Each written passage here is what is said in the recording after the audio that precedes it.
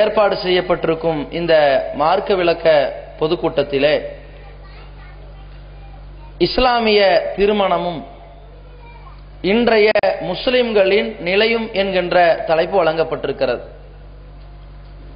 இந்த தலைப்பிலே இஸ்லாம் திருமணம் சம்பந்தமாக என்ன அறிவுரையை இந்த சமுதாயத்திற்கு சொல்லி இருக்கிறது, அதற்கு எந்த அளவிற்கு முக்கியத்துவமும் மகத்துவத்தையும் கொடுத்திருக்கிறது, அந்த திருமணம் இஸ்லாமிய பெயர்தாங்கிகள் இந்த திருமணத்தை எவ்வாறு அமைத்துக் கொண்டிருக்கிறார்கள், இவர்கள் அமைத்துக் கொண்டிருக்கிற திருமணத்திற்கும் இஸ்லாமிய திருமணத்திற்கும் ஏதாவது சம்பந்தம் இருக்கின்றதா என்பதை அறிந்து அல்லாஹுவும் அவன் தூதரும் காட்டித்தந்த முறைப்படி திருமண சட்டத்தை விளங்கக்கூடிய நன்மக்களாக மாற வேண்டும் என்பதற்குத்தான் இந்த தலைப்பு வழங்கப்பட்டிருக்கிறது. முதலில் திருமணம் சம்பந்தமாக இஸ்லாம் எந்த அளவிற்கு வலியுறுத்தி சொல்லி இருக்கிறது என்பதை நாம் அறிந்து கொள்ள வேண்டும். இன்றைக்கு எத்தனையோ மதங்கள் இருக்கின்றது. அந்த மதங்களிலெல்லாம் திருமணத்தை பற்றி மிகவும் அழுத்தமாக வலியுறுத்தி சொல்லப்படாத காரணத்தினாலும், அதே நேரத்தில் படைத்த இறைவனை நெருங்குவதற்கு திருமணம் செய்யக்கூடாது, மனைவியோடு சேரக்கூடாது, பிள்ளைகள் எதிர்பார்க்க கூடாது, இந்த மனைவி மக்களை எல்லாம் விட்டு துறவரம் மேற்கொள்ள வேண்டும் என்ற அந்த துறவரத்தின் மீது முக்கியத்துவம் வழங்கப்பட்டிருப்பதால் இஸ்லாம் திருமணம் சம்பந்தமாக என்ன சொல்லி இருக்கிறது என்பதை நாம் புரிந்து கொள்ள வேண்டும். அல்லாஹ் தன் திருமறை குர்ஆனிலே இந்த உலகத்திற்கு அனுப்பப்பட்ட சத்திய பிரச்சாரத்தை மக்களிடத்தில் எடுத்துச் சொல்வதற்காக அனுப்பப்பட்ட இறை தூதர்களை பற்றி சொல்கிறான். வலகத் அர்சல்னா ருசுலம் மின் கப்லிக, நபியே முஹம்மதே, உமக்கு முன்னால் நிறைய தூதர்களை நாம் அனுப்பி இருக்கின்றோம். வஜஅல்னா லஹும் அஸ்வாஜம் வ துர்ரியா, அந்த தூதர்களுக்கு மனைவிமார்களையும் பிள்ளைகளையும் நாம் கொடுத்திருக்கிறோம் என்று அல்லாஹ் சொல்கிறான். இஸ்லாத்தை பிற மக்களுக்கு எடுத்துச் சொல்வதில் மிகப்பெரிய முன்னோடியாக இடம் பெறுவதே, இடம் வகிப்பதே இறை தூதர்கள் தான். அந்த இறை தூதருக்கு கூட இறைவன் துறவரத்தை சொல்லிக் கொடுக்கவில்லை. உனக்கும் கல்யாணம் ஆகணும், நீங்களும் திருமணம் முடிச்சிருக்கிறீங்க, உங்களுக்கு முன்னால் வந்த எல்லா தூதர்களும் திருமணம் முடித்தார்கள், பிள்ளைகள் பெற்றார்கள் என்று இறைவன் சொல்லி இருக்கிறான்.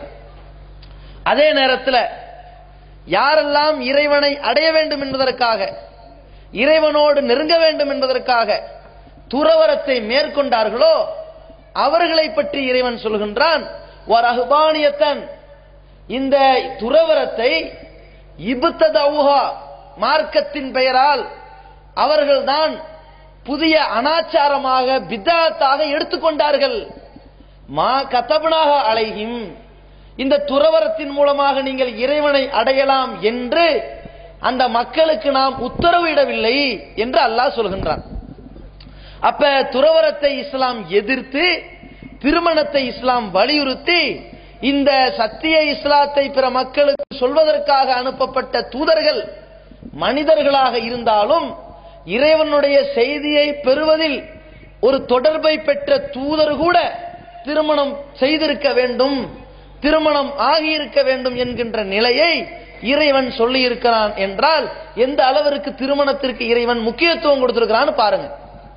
இந்த திருமணத்திற்கு ஒரு பக்கம் முக்கியத்துவம் கொடுத்திருந்தாலும் இன்னொரு பக்கம் வெறுமனே கல்யாணம் பண்ணுங்கன்னு சொல்லாம இந்த கல்யாணத்தை பற்றி, திருமணத்தை பற்றி ஒரு மார்க்கம் அற்புதம் என்று சொல்கிறது என்றால், அது மிகப்பெரிய ஒரு பல அற்புதங்களும் அத்தாட்சிகளும் உள்ளடக்கப்பட்ட ஒன்று என்று சொல்கிறது என்றால் அது இஸ்லாமிய மார்க்கத்தை அன்றி வேறு எதுவுமே கிடையாது. அப்படி இந்த திருமணத்தை அற்புதம் என்று இஸ்லாமிய மார்க்கம் சிலாகித்து சொல்கிறது. அல்லாஹ் தன் திருமறை குர்ஆனிலே பல்வேறு அற்புதங்களை இந்த சமுதாயத்திற்கு நினைவூட்டுகிறான். என்ன நினைவூட்டுகிறான்? இன்ன ஃபீ ஹல்கிஸ் ஸமாவாத்தி வல் அர்த், வானங்களை படைத்திருப்பதிலும் பூமியை படைத்திருப்பதிலும், வக்திலாஃபில் லைலி வன்னஹார், இரவு பகலை மாறி மாறி வரச் செய்வதிலும், ல ஆயாத்துன் லி உலில் அல்பாப், அறிவுடைய மக்களுக்கு பல சான்றுகள் இருக்கிறது என்று இறைவன் சொல்கிறான்.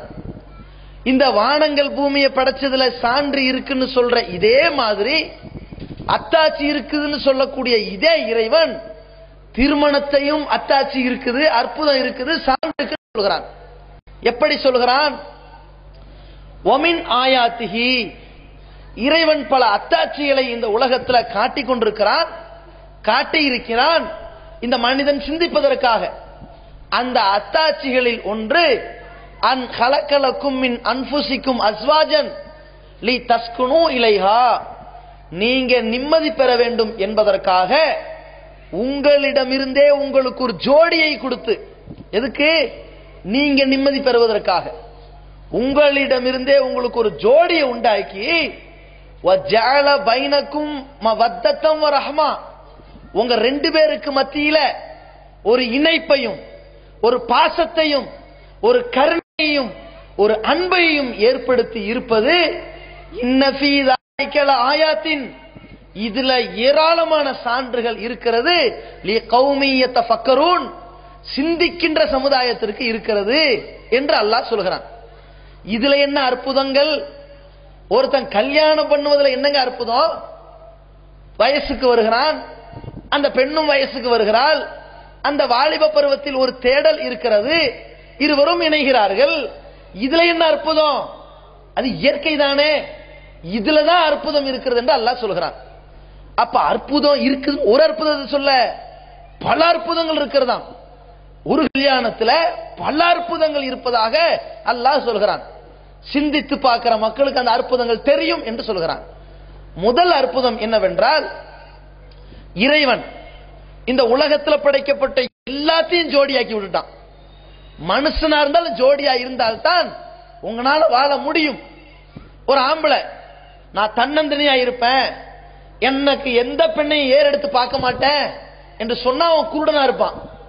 இல்ல பாப்பேன் ஆனா எனக்கு எந்த ஆசாபாசம் வராதுன்னு சொன்னா அவன் ஆண்மையற்றவனா இருப்பான். இல்ல பாப்பேன் எனக்கு ஆசாபாசத்தை வேற வழியில கழிச்சுக்குவேன்னு சொன்னா அவன் கேடு கட்டவனா இருப்பான். சரியா கழிச்சா அவன் ஆம்பளை. ஒரு பொம்பளை அப்படித்தான்.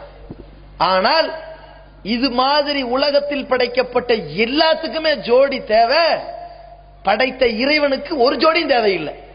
மத்தகத சாஹிபத்தம் வலா வலதா, உன் இறைவன் மனைவியை எடுத்துக்கொள்ளவில்லை, பிள்ளையை எடுத்துக்கொள்ளவில்லை. மனைவி இருந்தாலும் மகன்கிற அந்தஸ்து ஒன்று தேவை, மனைவியே தேவையில்லை. அப்ப இறைவன் தன்னந்தனிமையாக இருப்பான், அவன் தனிமையிலும் இனிமை காணுவான், மனுஷன் காண முடியாது என்கிற அத்தாட்சி அந்த வசனத்தில் இருக்குது. இதுதான் அத்தாட்சியா? இன்னொரு முக்கியமான அத்தாட்சி இருக்குது. ரெண்டு தான் நினைச்சிட கூடாது, நிறைய இருக்குது, சுருக்கத்துக்கு சொல்றேன்.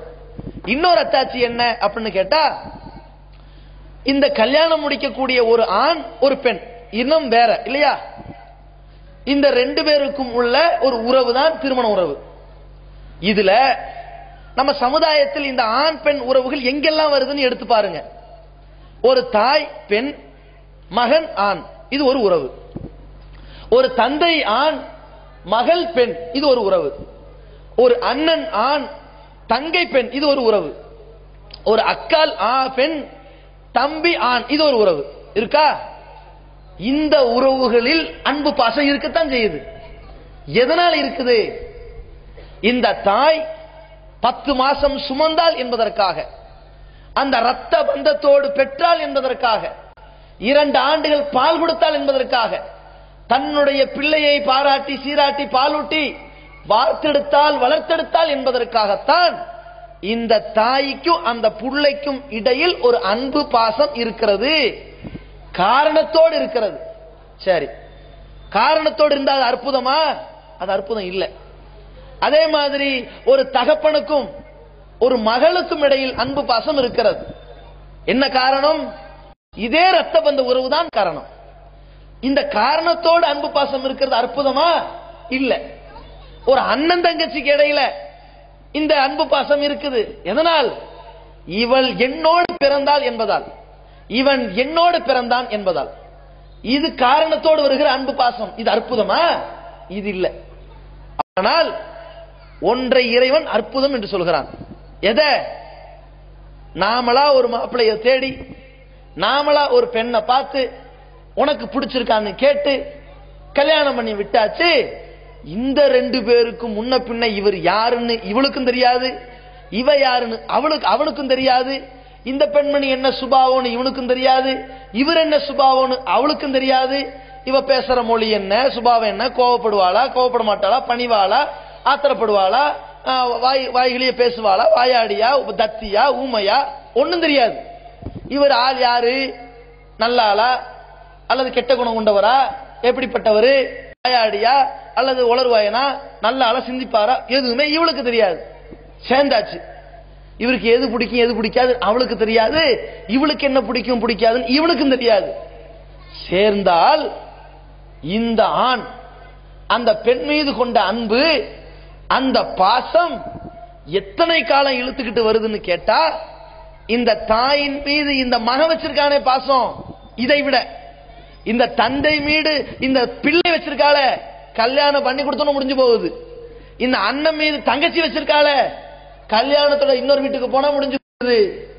ஆனால் இந்த புருஷனும் பொண்டாட்டியும் சேர்ந்த பிறகு இந்த கணவனுக்கும் மனைவிக்கும் இடையில ஏற்படுகிற அன்பும் பாசமும் இணைப்பும் எவ்வளவு பெரிய காலத்துக்கு வருது. வாழையடி வாழையா வருகிறது. கல்யாணம் ஆனதுல இருந்து இந்த பெண்ணை பற்றிய அனைத்தையும் புரிந்தவனாக இவன் மாறுகிறான், இவனை பற்றிய அனைத்தையும் புரிந்தவளாக அவள் மாறுகிறாள். அப்படியே காலம் ஆகிறது, இவர்களுக்கு சந்ததிகள் உருவாகிறது. பிள்ளைகளை எடுத்தாச்சு, இந்த பிள்ளைகளை வளர்த்தாச்சு, அந்த பிள்ளைகளுக்கு கல்யாணம் முடிச்சு கொடுத்தாச்சு, அந்த பிள்ளைகளுக்கு பேரம்பேத்தி, இவங்களுக்கு பேரம்பேத்தி எடுத்தாச்சு. அவர்களை வளர்க்கிற தாத்தா பாட்டி ஆகிற வரைக்கும் இந்த இணைப்பு உடையிலேயே, இந்த பாசம் விடலையே, இந்த அன்பு கலந்திருக்குதே. எப்படி? இது யார் போட்ட அன்பு, யார் போட்ட பாசம்? இறைவன் தன் அத்தாட்சியாக போட்ட பாசம். உங்களுக்கு இடையில் அன்பையும் பாசத்தையும் இணக்கத்தையும் ஏற்படுத்தி இருப்பது அவனுடைய அற்புதத்தில் உள்ளதாகும் என்று அல்லாஹ் சொல்கிறானே. இதாங்க இஸ்லாம் திருமணத்தை சொல்லக்கூடிய ஒரு தத்துவமான ஒரு வார்த்தை, மகத்துவப்படுத்துகிற வார்த்தை. திருமணம் ஓர் அற்புதம் என்று இஸ்லாம் சொல்கிறது. இந்த மாதிரியான ஒரு அற்புதம் எங்கெல்லாம் கேவலமா போகுது தெரியுமா, எங்கெல்லாம் அபத்தமா போகுது தெரியுமா? இந்த கணவனும் மனைவியும் வாழையடி வாழையாக இல்லாம சிலர் விதி அடிப்படையில் பிரிவார்கள். அது விதிவிலக்கு இல்லையா? எல்லா பொது விதிக்கும் ஒரு விதிவிலக்கு இருக்கு தானே செய்யும். எல்லாரும் ஆம்பளை பொம்பளை தாய் தகப்பனார் மூலமா தான் பிள்ளை பிறக்கிறான். ஈசா நபி தந்தை இல்லாம பிறந்தாங்க, ஒரு விதிவிலக்கு. ஆதம் அலைஹிஸ்ஸலாம் தாய் தந்தை இல்லாம பிறந்தாங்க, ஒரு விதிவிலக்கு. பொதுவா ஒரு விதி இருந்தா விதி விலக்கு இருக்குதான் செய்யும். சில பேர் அப்படி பிரிவாங்க, அதை விடுங்க. சிலர் ஏன் பிரிகிறாங்க, என்னென்ன காரணத்துக்கு பிரிவாங்கன்னா, இறைவனின் அற்புதம் அங்க நிகழ்ந்திருக்காது. இந்த திருமணத்தை அற்புதமாக கருதாமல் அற்பமாக கருதி இருப்பார்கள். அதனால் தான் இந்த குடும்பம் நாசமாக போயிருப்பதையும் பார்ப்பீர்கள். அந்த குடும்பத்தில் நடக்கிற ஒவ்வொரு நடவடிக்கைகளும் ரேட்டு பேசி நடந்து கொண்டிருப்பதையும் நீங்கள் பார்ப்பீர்கள். என்னென்ன வகையெல்லாம் இந்த திருமணம்ங்கிற அற்புதத்தை நாசமாக்கிறாங்கன்னு கேட்டா, முதல் அம்சம் இந்த திருமணத்தை ரேட்டு பேசுவதால் இந்த ஆம்பளை தன்னுடைய ஆண்மைத்தனத்தை இழந்து வரதட்சணைங்கிற கைக்கூலி வாங்குவதால் இந்த அற்புதம் அங்க உடைஞ்சு போகுது. எப்படி வாங்குறான்? இன்றைய முஸ்லிம்கள் நிலை என்ன? மாப்பிள்ளைக்கு பொண்ணு தேடுறாங்க, 25 வயசு 30 வயசு, இவன் படிப்பு பார்த்துக்கிட்டு இவனுக்கு பொண்ணு தர்றாங்க. இதுக்கு ஒரு புரோக்கர் இருப்பார்ல, எல்லாத்துக்கும் இப்ப புரோக்கர் வந்துட்டார்ல, ஈஸியா கனெக்ஷன் பண்றதுக்கு அவர் வந்து நிப்பாரு. எந்த மாதிரி ரேஞ்சில் பாக்குறீங்க? ரேஞ்ச் வேற இருக்குதுல. இந்த குர்பானி கொடுக்கறதுக்கு எந்த ரேஞ்சில் மாடு வேணும்? 7000 7000 கொஞ்சம் எலும்பு தோலுமா இருக்கும், 8000 கொஞ்சம் சதை வச்சிருக்கும், 12000 கொஞ்சம் கொழு கொழுன்னு இருக்கும், 18000 இது மாதிரி மாடு மாதிரியே பேசுவார்கள். எப்படி வயசு எந்த மாதிரி வயசுல வேணும்? ஒரு 18-19 வயசுல பாருங்க. பொண்ணு நிறம் வெள்ளையா இருக்கணும், சரி. வேற நல்லா படிச்சிருக்கணும், வேற பணம் இருக்கணும், அதான் ரொம்ப முக்கியம். அப்படியா? சரி, அப்ப கொஞ்சம் செலவாகுமே, கமிஷன் பார்த்துக்கலாம், யாரு காசு? பொண்டாட்டி வீட்டுல வாங்குறதுல காசு, கமிஷன் பாத்துக்கலாம். போய் பெண்ணு பார்க்க போயிட்டாங்க. நம்ம மக்கள் நிலை என்ன? புரோக்கர் பேசி வச்சிருப்பாரு, 1000 போய் சொல்லியாவது கல்யாணம் பண்ணி வைங்கன்னு சொல்லுவான்ல, இவன் 10,000 போய் சொல்லி வைப்பான். பொண்ணு ரொம்ப டாப், பாக்குறதுக்கு அற்புதமா இருக்கு. சரி, வீடு எல்லாம் சொந்த வீடுங்க. எத்தனை பவுன்? 50 பவுன் குறையாம போட மாட்டாங்க. தன்மானம் அப்படிமா? அப்படியா? சரி சரி சரி. நம்ம ஆளுக எவ்வளவு உணர்த்தி பாருங்க. நேர வீட்டுக்கு போயாச்சு. பக்கத்து வீட்டுக்காரன் போய், இந்த வீடு சொந்த வீடு தானே? ஆமா ஆமா ஆமா ஆமா சொந்த வீடு தான். பக்கத்துல ஒரு காலி இடம் இருக்குதே, அது இவங்களுதான். ஆமா ஆமா ஆமா ஆமா. மாமனார மொட்டை போடுறதுக்கு தெளிவா இருக்காங்க. சரி சரி சரி. உள்ள போயாச்சு. கார் நிப்பாட்டுறதுக்கு வேற போர்ட்டிகோ இருக்குது. ஓகே, உள்ள போய் உட்கார்ந்தாச்சு. இதுல என்ன பல ஸ்டைல்ல வந்துட்டாங்களா? இப்ப கௌரவ திருட்ட, பகல் கொள்ளைய அரங்கேற்றுவதற்கு ஸ்டைல் என்ன? முதல்ல கேட்டு பிச்சை வாங்குற ஸ்டைல் இருந்துச்சு. இப்பதான் அந்த கேவலமெல்லாம் இல்லாம போயிடுச்சுல்ல. இடையில புரோக்கர் இருக்கிறனால வருவாங்க, அவங்களா எதுவும் கேட்க மாட்டாங்க. நீங்களா முந்திக்கிட்டு 50 பவுன் போடுறேன்னு வாய் அடைச்சிருங்க.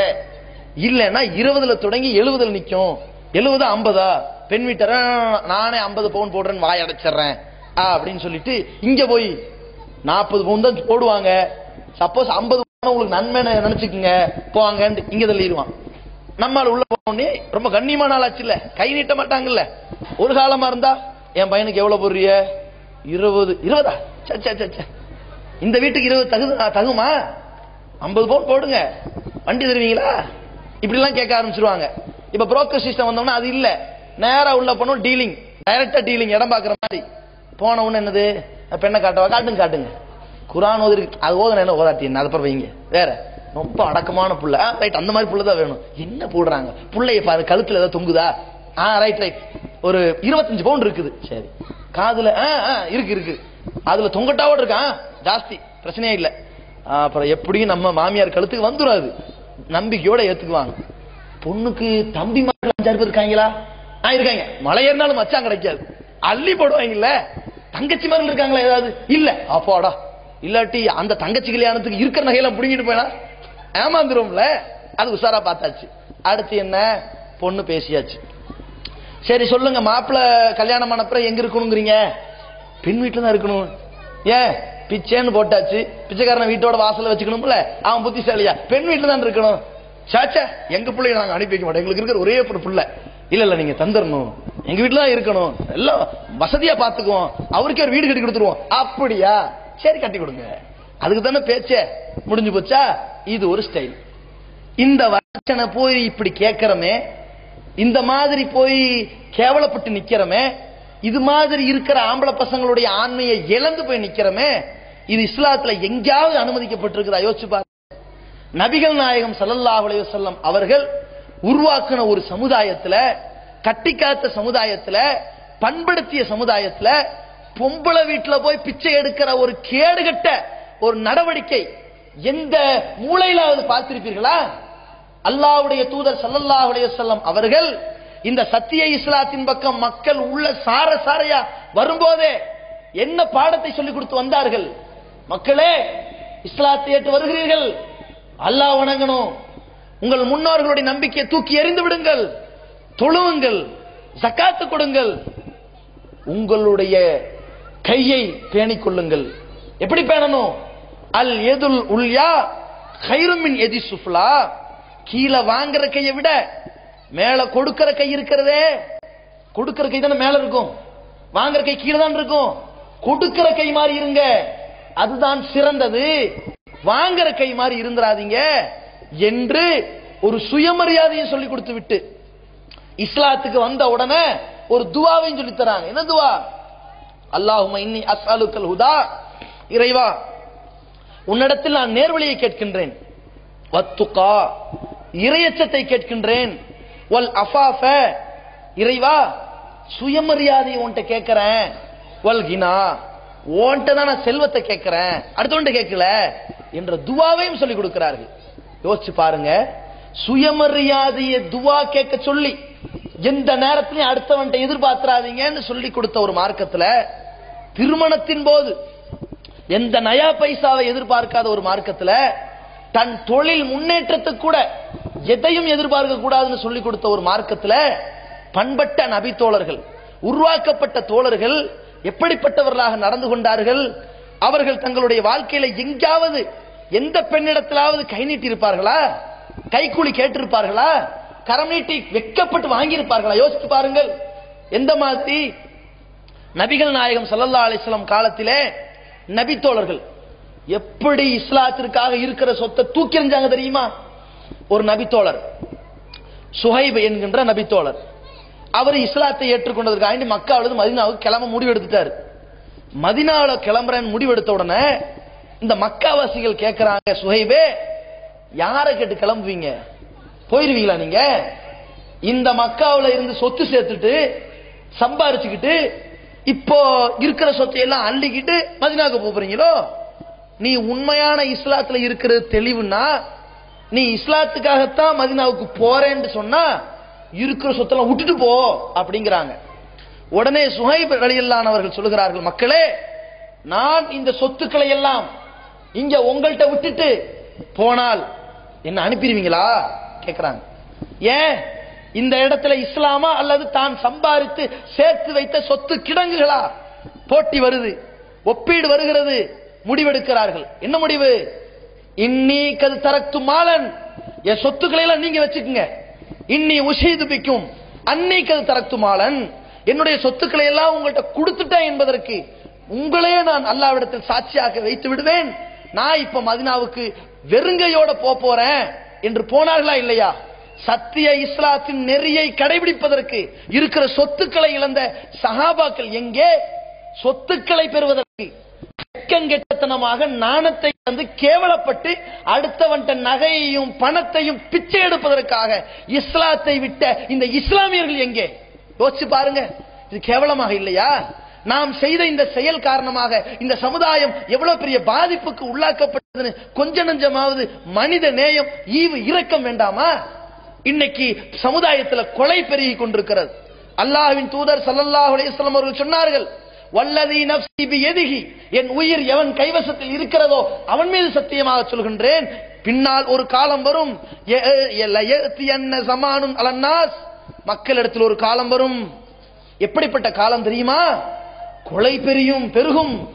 கொலை அப்படியே ஜாஸ்தியா போகும், அதிகரிக்கும். எப்படி ஜாஸ்தியா போகும் என்றால், லா எதிரில் காத்துலு ஃபீம கத்தல, கொலைகாரன் ஏண்டா நம்ம அவசரப்பட்டு கொன்னோம் என்று அவனுக்கே தெரியாத மாதிரி. ஒலா எதிரியில் மக்தூலு ஃபீம குத்தில, எதுக்கு நம்மளை கொல்ல வராங்க என்று இவனுக்கும் தெரியாம, அந்த மாதிரி உணர்வு கூட இல்லாத அளவிற்கு கொலை பெருகும் என்று சொன்னார்களே. இன்னைக்கு அது இருக்கா இல்லையா? அல்லாஹ்வின் தூதர் ஸல்லல்லாஹு அலைஹி வஸல்லம் அவர்களுடைய நபித்துவ காலத்திற்கு முன்னால் தான் இருண்ட கண்டம் என்று சொல்லப்படுகிற அளவிற்கு ஐயாமுல் ஜாஹிலியா என்று அறியாமை கால மக்கள் தன்னுடைய வீட்டிலே பெண் குழந்தை பிறந்து விட்டால் கேவலமாக நினைத்தார்கள். இதா புஷ்ஷிர அஹதுஹும் பில் உன்சா, உங்களுக்கு பெண் குழந்தை பிறந்தது என்று நற்செய்தி சொல்லப்பட்டால், பெண் குழந்தை பிறந்துச்சுன்னா அது நற்செய்திங்க. ஆம்பளை பிள்ளை பிறந்த நற்செய்தி இல்லையா, பெண் குழந்தை பிறந்த நற்செய்தியா.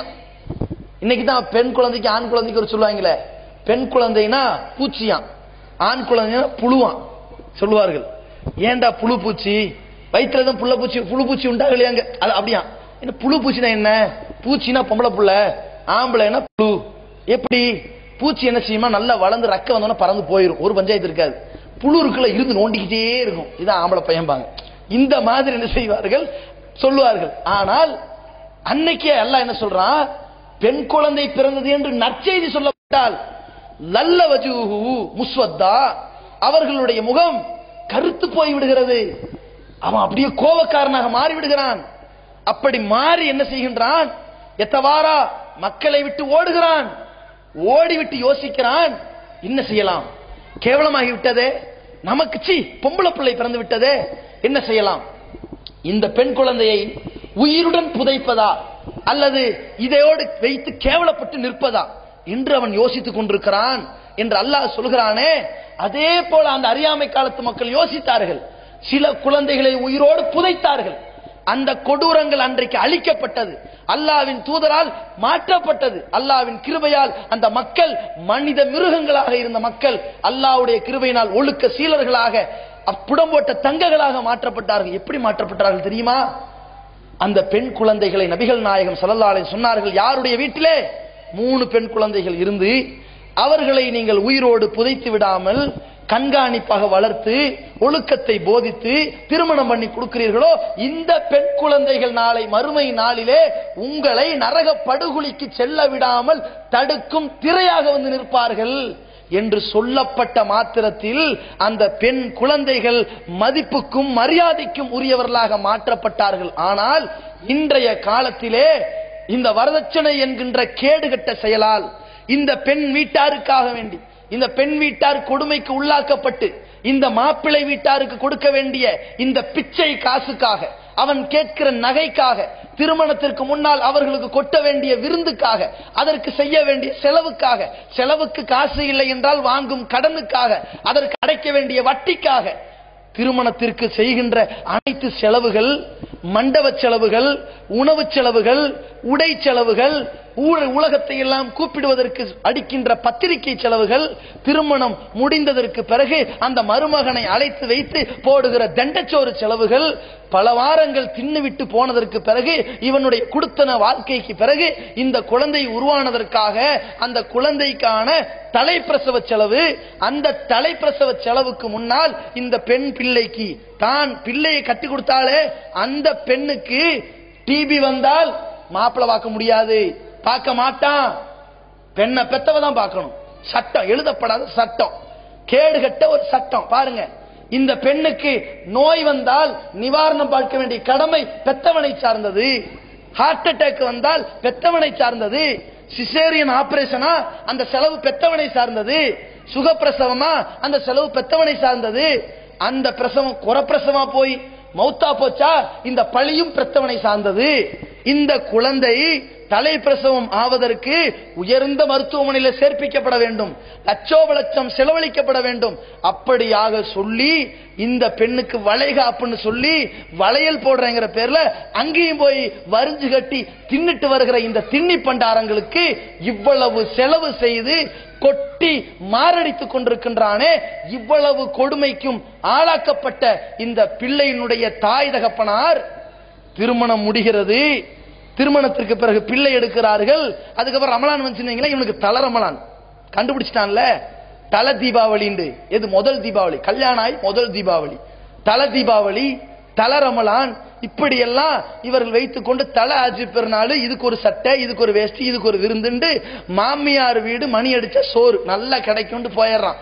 இது மாதிரி கேவலப்பட்டவர்களாக போய் சாப்பிட்டு வருவதால், அந்த குடும்பத்தின் ரத்தத்தை உறிஞ்சுவதால், அந்த குடும்பத்தில் இருந்து சீதனங்கள் ஒரு பக்கம், கட்டில் ஒரு பக்கம், பெத்தை ஒரு பக்கம், பீரோ ஒரு பக்கம், அலங்கார பொருட்கள் ஒரு பக்கம், இந்த பெண்ணுக்கு பயன்படுத்துகிற புழங்குகிற பாத்திர பண்டங்கள் ஒரு பக்கம், அதுல இருக்கிற டம்ளர் டீஸ்பூன் வரைக்கும் விடுறதில்லை, எல்லாம் ஓசியில வாங்கி இந்த மணமகனுக்கு அன்றைக்கு கல்யாணம் பண்ற மேடையில நிக்கிறானே இந்த மணமகனுக்கு போடுற மாலை, அதுக்குள்ள கோட்டு, அதுக்குள்ள பனிய, அதுக்கு மேல சட்டை, அப்புறம் வாட்சி, இந்த பக்கம் மோதிரம், மண்டையில ஒரு தொப்பி, அதுக்கு மேல ஒரு முக்காடு, அதுக்கு மேல ஒரு பூப்பந்தல், அதுக்கு கீழே பேண்ட், அதுக்கு அபானாவரு, இந்த மாதிரி எல்லா கேவலத்தையும் பெற்றுக்கொண்டு கேடுகட்டவனாக நிற்கின்றானே, இவனுக்காக என் சொத்தை அளிப்பதா? சொத்து இல்லாத நிலையில் நான் கடன் வாங்கி கஷ்டப்படுவதா? இதற்காக என்னுடைய பிள்ளைக்கு கல்யாணம் பண்ணி கொடுக்க முடியவில்லை என்று தலைகுனிவதா? இதற்காக நான் வட்டிக்கு வாங்குவதா? வாங்கின வட்டியை அடைக்க முடியலன்னு தற்கொலை பண்ணி தூக்குல தொங்குறதா? இந்த 4 பிள்ளைய கல்யாணம் பண்றதுக்கு ஒரு பிள்ளையவே கரை சேர்க்க முடியலன்னு திணறிக்கிட்டு நிக்கிறதா? 2வது பொம்பளை பிள்ளையும் என்ன எனக்கே தெரியாம 30 வயசு ஆகியும் கல்யாணம் ஆகாம என் குடும்பத்துக்கு துரோகம் பண்ற மாதிரி ஓடி போறதா? இந்த வரதட்சணையினால் இவ்வளவு கேடுகள் உண்டாகுதே, எதுக்கு இந்த பொம்பளை பிள்ளை என்று நினைச்சு இன்னைக்கு செய்கிறார்கள் பெண் சிசு கொலை. எந்த மாதிரி? கள்ளிப்பால் ஊத்தி கொலை செய்வது ஒரு ஊர்ல, இன்னொரு ஊர்ல என்ன ஆகுது? கடந்த வாரங்கள்ல தமிழகத்தில், கர்நாடகாவில் பரபரப்பாக பேசப்பட்ட ஒரு செய்தி. என்ன செய்தி? ஒரு சின்னஞ்சிறு பிள்ளை, ஒரு குழந்தை அஃப்ரீன் என்கின்ற அழகான குழந்தை. அந்த குழந்தை இந்த உலகத்தை விட்டு பிரிகிறது. அந்த குழந்தை உயிருக்கு போராடிய நிலையில் மருத்துவமனையிலே அனுமதிக்கப்படுகிறது. அந்த குழந்தையை பரிசோதித்து பார்க்கிறார்கள். மண்டையிலே கடுமையான அடிபட்ட இரத்த கசிவோடு தான் அந்த மருத்துவமனையிலே அனுமதிக்கப்பட்டிருக்கிறார். அந்த குழந்தையினுடைய பித்தட்டுகள் எல்லாம் பற்களால் கீறி கிழிக்கப்பட்டிருக்கிறது. பற்கள் பதிந்திருக்கின்றது. கை கால்கள் உடைக்கப்பட்டிருக்கிறது. உடம்பிலே பல இடங்களில் சூடு போடப்பட்டிருக்கிறது. இந்த பிள்ளையினுடைய இந்த இளம் பிஞ்சினுடைய உடலிலே சூடு போட்ட அந்த நஞ்சு பிடித்தவன் யார்? இந்த பிள்ளையை மண்டையை உடைத்து அந்த பிள்ளையினுடைய மூளையை கதிகலங்க செய்த கொடூரன் யார்? இந்த பிள்ளையினுடைய பித்தட்டை கடித்த காம கொடூரன் யார்? இந்த பிள்ளையை பெற்றெடுத்தானே இவனுடைய தந்தை உமர் ஃபாரூக் தான். என்ன காரணம்? பெற்றெடுத்த பிள்ளையை கடித்தனமாக கேவலத்தனமாக கடிச்சு கொதறக்கூடிய இந்த தகப்பன்மார்கள் இருப்பதற்கு என்ன காரணம்? 2012 இப்படிப்பட்ட பெண் சிசு கொலை செய்வது கடுமையான தண்டனை வழங்கப்படுகிற குற்றம் என்று சொல்லப்பட்டும் கூட அதை தடுப்பதற்கு ஏராளமான சொசைட்டிகள் உருவாக்கப்பட்டும் கூட, எவ்வளவோ பாதுகாப்புகள் கொடுக்கப்பட்டும் கூட, இந்த பெண் பிள்ளைகளுடைய படிப்புக்கு பல சலுகைகள் அறிவிக்கப்பட்டும் கூட, இந்த பெண் குழந்தையை சிசுவிலேயே கொன்ற பாவி சொல்லுகிற வாக்குமூலம் என்ன தெரியுமா? இது வளர்ந்ததற்கு பிறகு இதற்காக நான் கொடுக்கின்ற வரதட்சணை தான் என்னை இந்த கொடூர செயலிலே தள்ளியது என்று சொல்கிறானே. இதைத்தான் வல்ல ரப்புல் ஆலமீன் சொல்கின்றான், இதல் மௌதத்து சுயிலத், இந்த உயிருடன் புதைக்கப்பட்ட பெண் குழந்தைகள் மறுமை நாளிலே எழுப்பப்பட்டு அது விசாரணை செய்யப்படும். எதற்காக விசாரணை செய்யப்படும் தெரியுமா? பி ஐயி ஸன்பின் குத்திலத், என்ன காரணத்தினால் நீ கொலை செய்யப்பட்டாய் சொல் என்று அந்த பெண் குழந்தையை அல்லாஹ் பேச வைப்பான். அப்பொழுது அந்த பெண் குழந்தை என்ன பேசுமோ, அந்த பெண் குழந்தையினுடைய நாவிலிருந்து என்ன வாக்குமூலம் வருமோ, அந்த வாக்குமூல பட்டியலிலே யாரெல்லாம் இடம்பெறுவார்கள் தெரியுமா? இறைவா, நான் துள்ளித் திரிந்த காலமெல்லாம் மறந்து என் கனவையெல்லாம் நினைவாக்க விடாமல் என் தந்தை என்னை உயிரோடு புதைத்ததற்கு காரணம் யார் தெரியுமா? திருமண சபைகளிலே வெக்கங்கெட்டவர்களாக வரதட்சணை என்ற கைக்கூலியை கேட்ட கொடூரக்காரர்கள் தான் அந்த இளைஞர்கள் அந்த பட்டியலிலே வரப்போகிறார்கள். அதற்கு அடுத்து நான் கூசாமல் என் தாய் முடிவெடுத்தால் நான் தலை வணங்குவேன் என்று இவன் வந்து விடுகின்றான், தலை காட்டி விடுகின்றான், பூம் பூம் மாடு போன்று தலையாசித்து விடுகின்றான். இவனை வைத்து பேரம் பேசிய இந்த மாமியார் தான், இவனை வைத்து பேரம் பேசிய இந்த மாமனார் தான், இவனை வைத்து பேரம் பேசிய இந்த நாத்தனார்கள் தான்.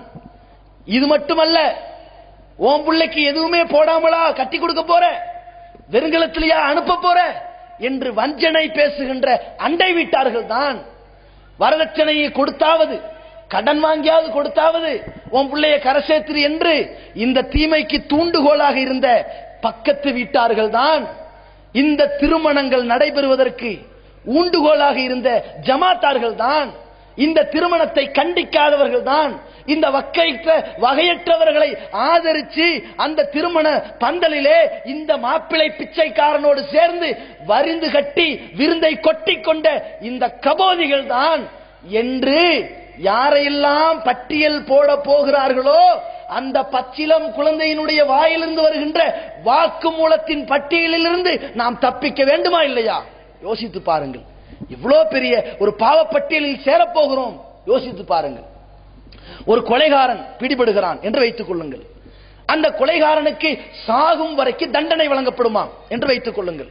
அந்த கொலைகாரனை கொல்ல விடாமல், உயிர் பிரிய விடாமல் அவனை கையை விரலை வெட்டி வெட்டி வெட்டி வெட்டி கையை வெட்டி கையினுடைய முழங்கையை வெட்டி தோல் வரைக்கும் வெட்டுவார்கள் என்று வைத்துக் கொள்ளுங்கள்.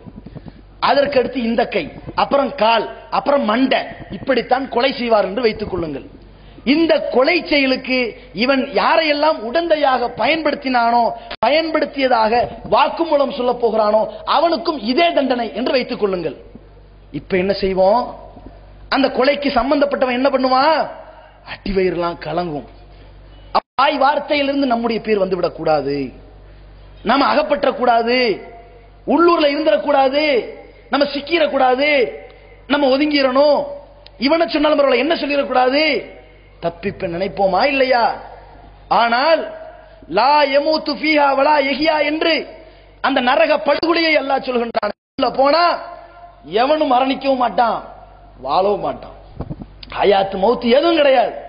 அந்த மரணத்தை, அந்த நரகத்தை அல்லாஹ் ரப்பல் ஆலமீன் சொல்கின்ற பொழுது, கூ அன்ஃபுஸக்கும் வ அஹ்லீக்கும் நாரா, உங்களையும் உங்கள் குடும்பத்தாரையும் அந்த நரக நெருப்பிலிருந்து காத்துக் கொள்ளுங்கள். அலைஹா மலாயிகத்துன் கிலாலுன் ஷிதாதுன், எப்படிப்பட்ட நரகம் தெரியுமா? வகூதுஹன் நாசுல் ஹிஜாரா, அந்த நரக நெருப்பு மனிதர்களையே எரிபொருளாக வைத்து உருவாக்கப்பட்ட நெருப்பு, கற்களையே விறகாக வைத்து எரிக்கப்பட்ட நெருப்பு. அவ்வளவு கடுமையாக கொழுந்து விட்டெறியும் நெருப்பை 1000 ஆண்டுகளாக அல்லாஹ் மூட்டுகிறான், பிறகு 1000 ஆண்டுகளாக அல்லாஹ் மூட்டுகிறான், பிறகு 1000 ஆண்டுகளாக அல்லாஹ் மூட்டுகிறான். கார் இருள் போல கருத்த நரக படுகுழியிலே நீங்கள் விழுந்து விடாமல் அல்லாஹ் சொல்கிறான், உங்களையும் உங்கள் பிள்ளைகளையும் நரகத்திலிருந்து காத்துக் கொள்ளுங்கள். இந்த நரக படுகொலையிலே தூக்கி எறியப்பட்ட மாத்திரத்தில் இவனை கரிசனை பேசி, இவன் சொல்லுகிற அவலக்குறைகளை கேட்டு அல்லாஹ்விடத்தில் பரிந்துரைத்து கெஞ்சுவதற்காக கொஞ்சம் மழலை போன்று மலக்குமார்கள் இருப்பார்கள் என்று நினைத்து விட்டீர்களா? அலைஹா, அந்த நரக படுகொலையை சுத்தி மலக்குமார்கள் கிலாலுன் ஷிதாதுன், கடும் கடுக்கக்கூடிய கோபத்தை கொண்டிருக்கின்ற மலக்குமார்கள் இருப்பார்கள். லா யாசூன் அல்லாஹ் மா அமரஹும், அல்லாஹ் போட்ட உத்தரவை கொஞ்சம் கூட மீற மாட்டார்கள். வயஃப்அலூன மா யுமரூன், அல்லாஹ் எதை உத்தரவு போட்டானோ அதையே செஞ்சுக்கிட்டு இருப்பார்கள். என்ன செய்வாங்க? அலம் யஅதிக்கும் நதீர், என்னடா பாவிகளா, இது பாவம், இது குற்றம், இது செய்வது கூடாது என்று அச்சமூட்டி எச்சரிக்கை செய்யக்கூடியவர் வந்தாரா இல்லையா? வந்தார். லவ் குன்னா நஸ்மஉ அவ் நஅகிலு, நாங்கள் கேட்டிருந்தால், சற்று சிந்தித்திருந்தால், மா குன்னா ஃபி அஸ்ஹாபி ஸயீர், இந்த நரக படுகொலைக்கு நாங்கள் ஆளாயிருக்க மாட்டோமே என்று புலம்புவார்களே. அந்த புலம்பல் செய்யக்கூடியவர்களுடைய, கதறக்கூடியவர்களுடைய பட்டியலில் நாம் ஆளாக வேண்டுமா? யோசித்து பாருங்கள். இந்த வரதட்சணையை கை நீட்டி கேட்கிறோமே, இது சுயமரியாதை கிட்ட செயல் இல்லையா? அது எப்படி நமக்கு ஹலால் ஆகும்? ஒருத்த மனமும் வந்து நமக்கு கொடுக்கிறது ஹலால், இது மனமும் வந்தா கொடுக்கிறான், வயிறறிந்து கொடுக்கிறான், இது கேவலமான செயல் இல்லையா? இந்த பிள்ளையை இவன் சரியா பராமரிக்க மாட்டான், வீட்டுல கேஸ் வெடிக்கும், ஸ்டவ் வெடிக்கும், வாளா வெட்டி அனுப்பிட்டுருவான் என்று பயந்து கொடுக்கிறது அன்பளிப்பா? மனமும் வந்து கொடுக்கிறது கிடையாது. யோசித்து பாருங்கள். இப்படி ஒரு வரதட்சணை. இன்னொரு வகையில் என்னடான்னு கேட்டா, அதை நியாயப்படுத்துபவர்கள், இந்த நியாயப்படுத்துபவர்கள் தான் நாசமே உண்டாகுது. சமுதாயம் திருந்தலான்னு கொஞ்சம் எந்திரிப்பான், 4 பேர் நிப்பான் நயவஞ்சகர்கள், நியாயப்படுத்துறங்கிற பேர்லயே நாசமாக்கி விட்டுருவார்கள். எப்படிப்பா? அதை வலுப்படுத்துறது, இந்த மாப்பிள்ளையுடைய மனசை குளிராக்குறது. அவரா கேட்டாரு, இவங்களா தானே போட்டாங்க, அன்பளிப்பை தடுக்க கூடாதுன்னு மார்க்க சொல்லி இருக்குது இல்ல, இது அன்பளிப்பா?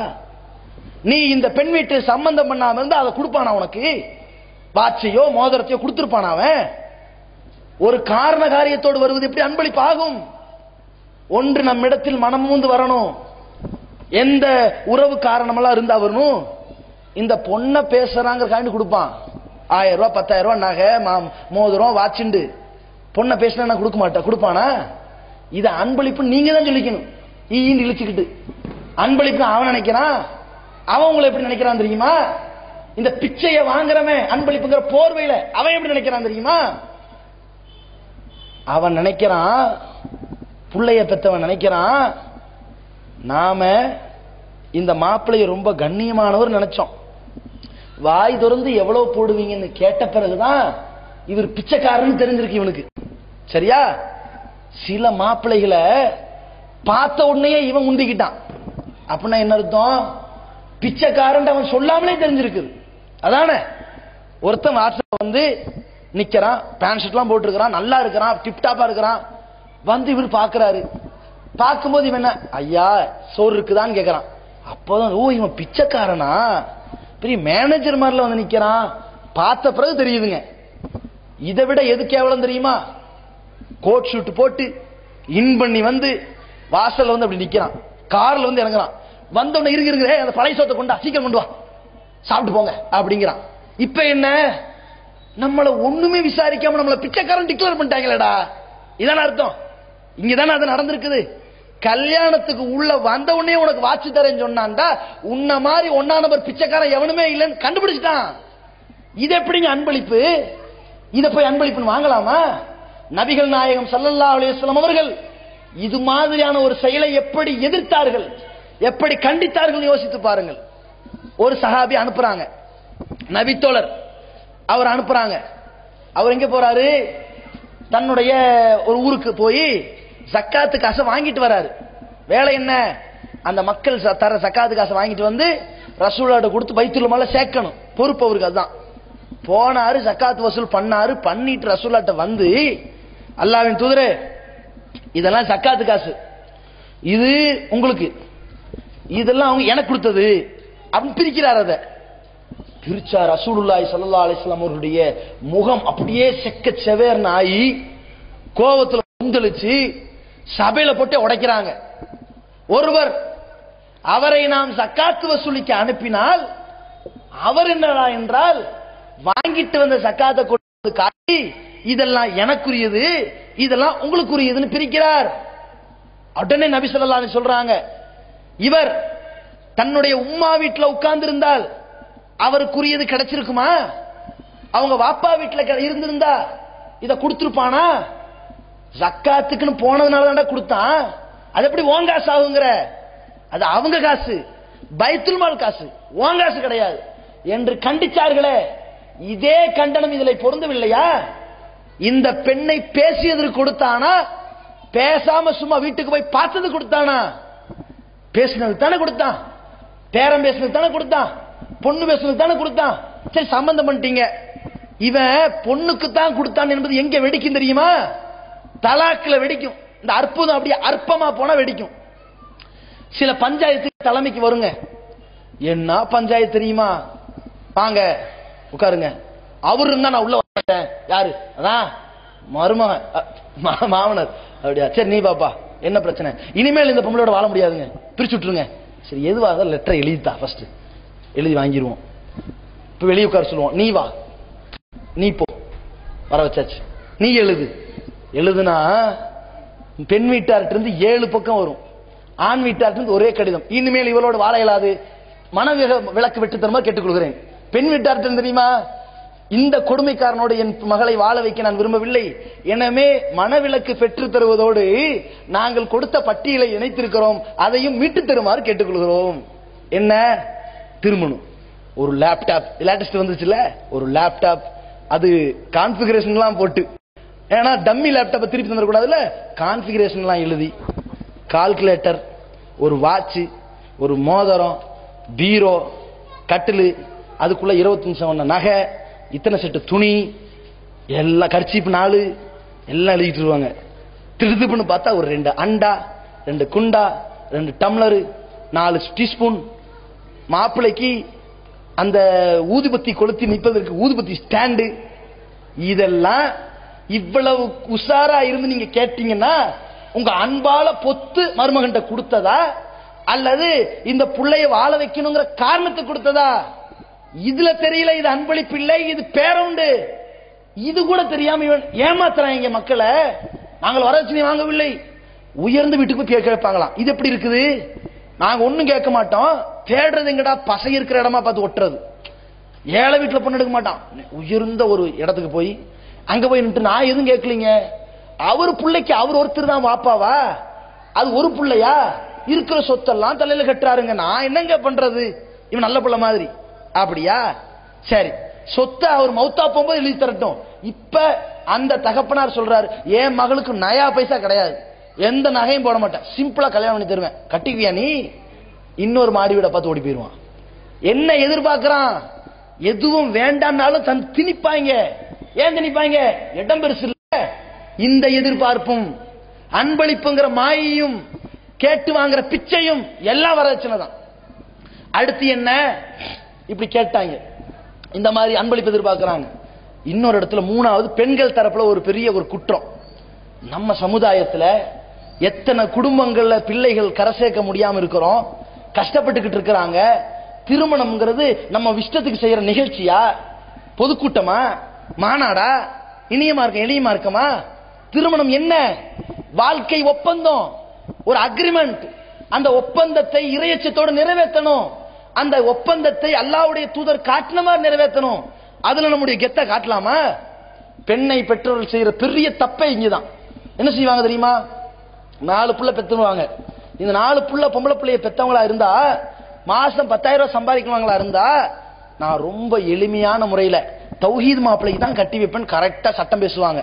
பாராட்டுகள், அது கரெக்ட் தான். இதே ஒரு பொம்பளை பிள்ளைய பெத்தவனும் பேசணுமே. இவங்க என்ன பண்றான்?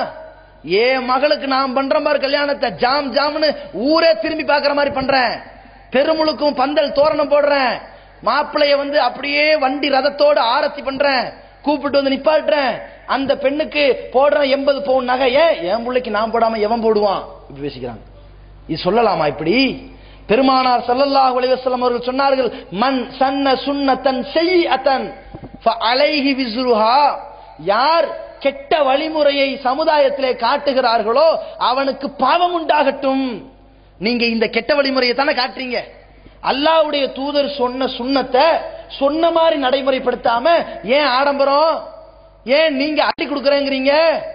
இதனால தான் இந்த பிச்சை எடுக்கிறவங்களுக்கு ஒரு சுகமா போயிருச்சு. அவங்க காட்டுல மழை பெய்யுது, நல்ல ஒரு புள்ள பொம்பளை புள்ளைய பெத்தவன் கேட்காமலே போடுறான்டா அப்படின்னு நினைச்சு போறான். எங்க பாதிக்கப்படுது? 2 பொம்பளை புள்ள, 3 பொம்பளை புள்ள, 4 பொம்பளை புள்ள பெத்து சற்று ஏழ்மையில் இருப்பவர்கள் பாதிக்கப்படுகிறார்களே. இதை பார்த்து அந்த குடும்பம் கதறுகிறதே. இதை பார்த்து நமக்கு பல பொம்பளை புள்ள வேண்டான்னு ஒருத்தன் உயிரோடு புதைக்கிறானே. இதிலும் இந்த பொம்பளை பிள்ளைக்கு என் பிள்ளைக்கு நான் போடாம யார் போடுவேன்னு போடுறானே, அவனும் அந்த பட்டியலில் சேர்ந்து விடுவான். யோசித்து பாருங்கள். உங்க கெத்துகளை வீடுகளை காட்டுங்க, பெரிய வீடு கட்டுங்க, தப்பு இல்ல. உங்க கெத்த 10 கார் வாங்கி காட்டுங்க, தப்பு இல்ல. அல்லாஹ்வுடைய தூதர் காட்டின சுன்னத்துல விளையாடாதீங்க. நான் கேட்கிறேன், நம்முடைய வீட்டில் ஒருத்தர் மௌத்தா போய் விட்டார். என்னடா மௌத்து? எங்க வாப்பா மௌத்து. எங்க வாப்பா மௌத்து நான் என்ன பண்ணுவேன் தெரியுமா? தங்க ஜரிகை போடுவேன். பேசிடுவீங்களா? எங்க வாப்பா மௌத்துக்கு நீங்க என்னடா சந்தூக்கு ஏத்துறது? அதனடா அலுமினியம், நான் தங்கத்துல சந்தூக்கு தூக்குறேன். நீங்க என்ன 6 அடி குழி, நான் 80 அடி குழி தோன்றேன் சொல்லுவீங்களா? மார்க்க சட்டத்துல விளையாட முடியுமா? உங்க கெத்த காட்ட முடியுமா? அந்த துக்க நேரத்துல காட்டுவீர்களா? கரெக்டா செய்வீங்க. எது மாதிரி இருக்கோ அது மாதிரி பண்ணிருங்க. அசரித்து நீங்க பாத்துங்க. ஏன் இறங்குறோம்?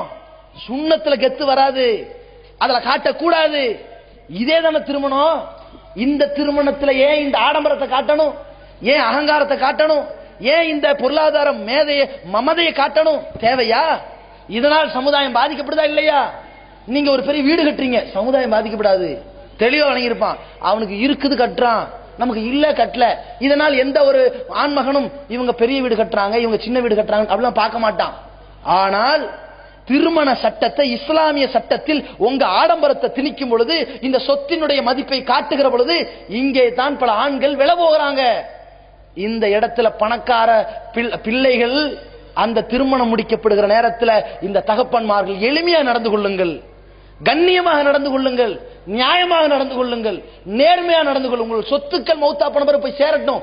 இந்த நேரத்தில் நேர்மையா நீங்க நடந்துக்குங்க. அப்பதான் எவ்வளவு பெரிய கோடீஸ்வரர் ரொம்ப எளிமையா நடத்தினார், என் பிள்ளைக்கு நான் எளிமையா தான் நடத்துவேன். எல்லா குடும்பமும் சமமா நடக்கும். இதுல இவர்கள் செய்கிற தப்பு. அடுத்து இந்த திருமணத்துல முக்கியமான பங்குதாரர் யார் தெரியுமா? ஒன்னு மாப்பிள்ளை வீடு, பெண் வீடு. இந்த 2 விஷயம்.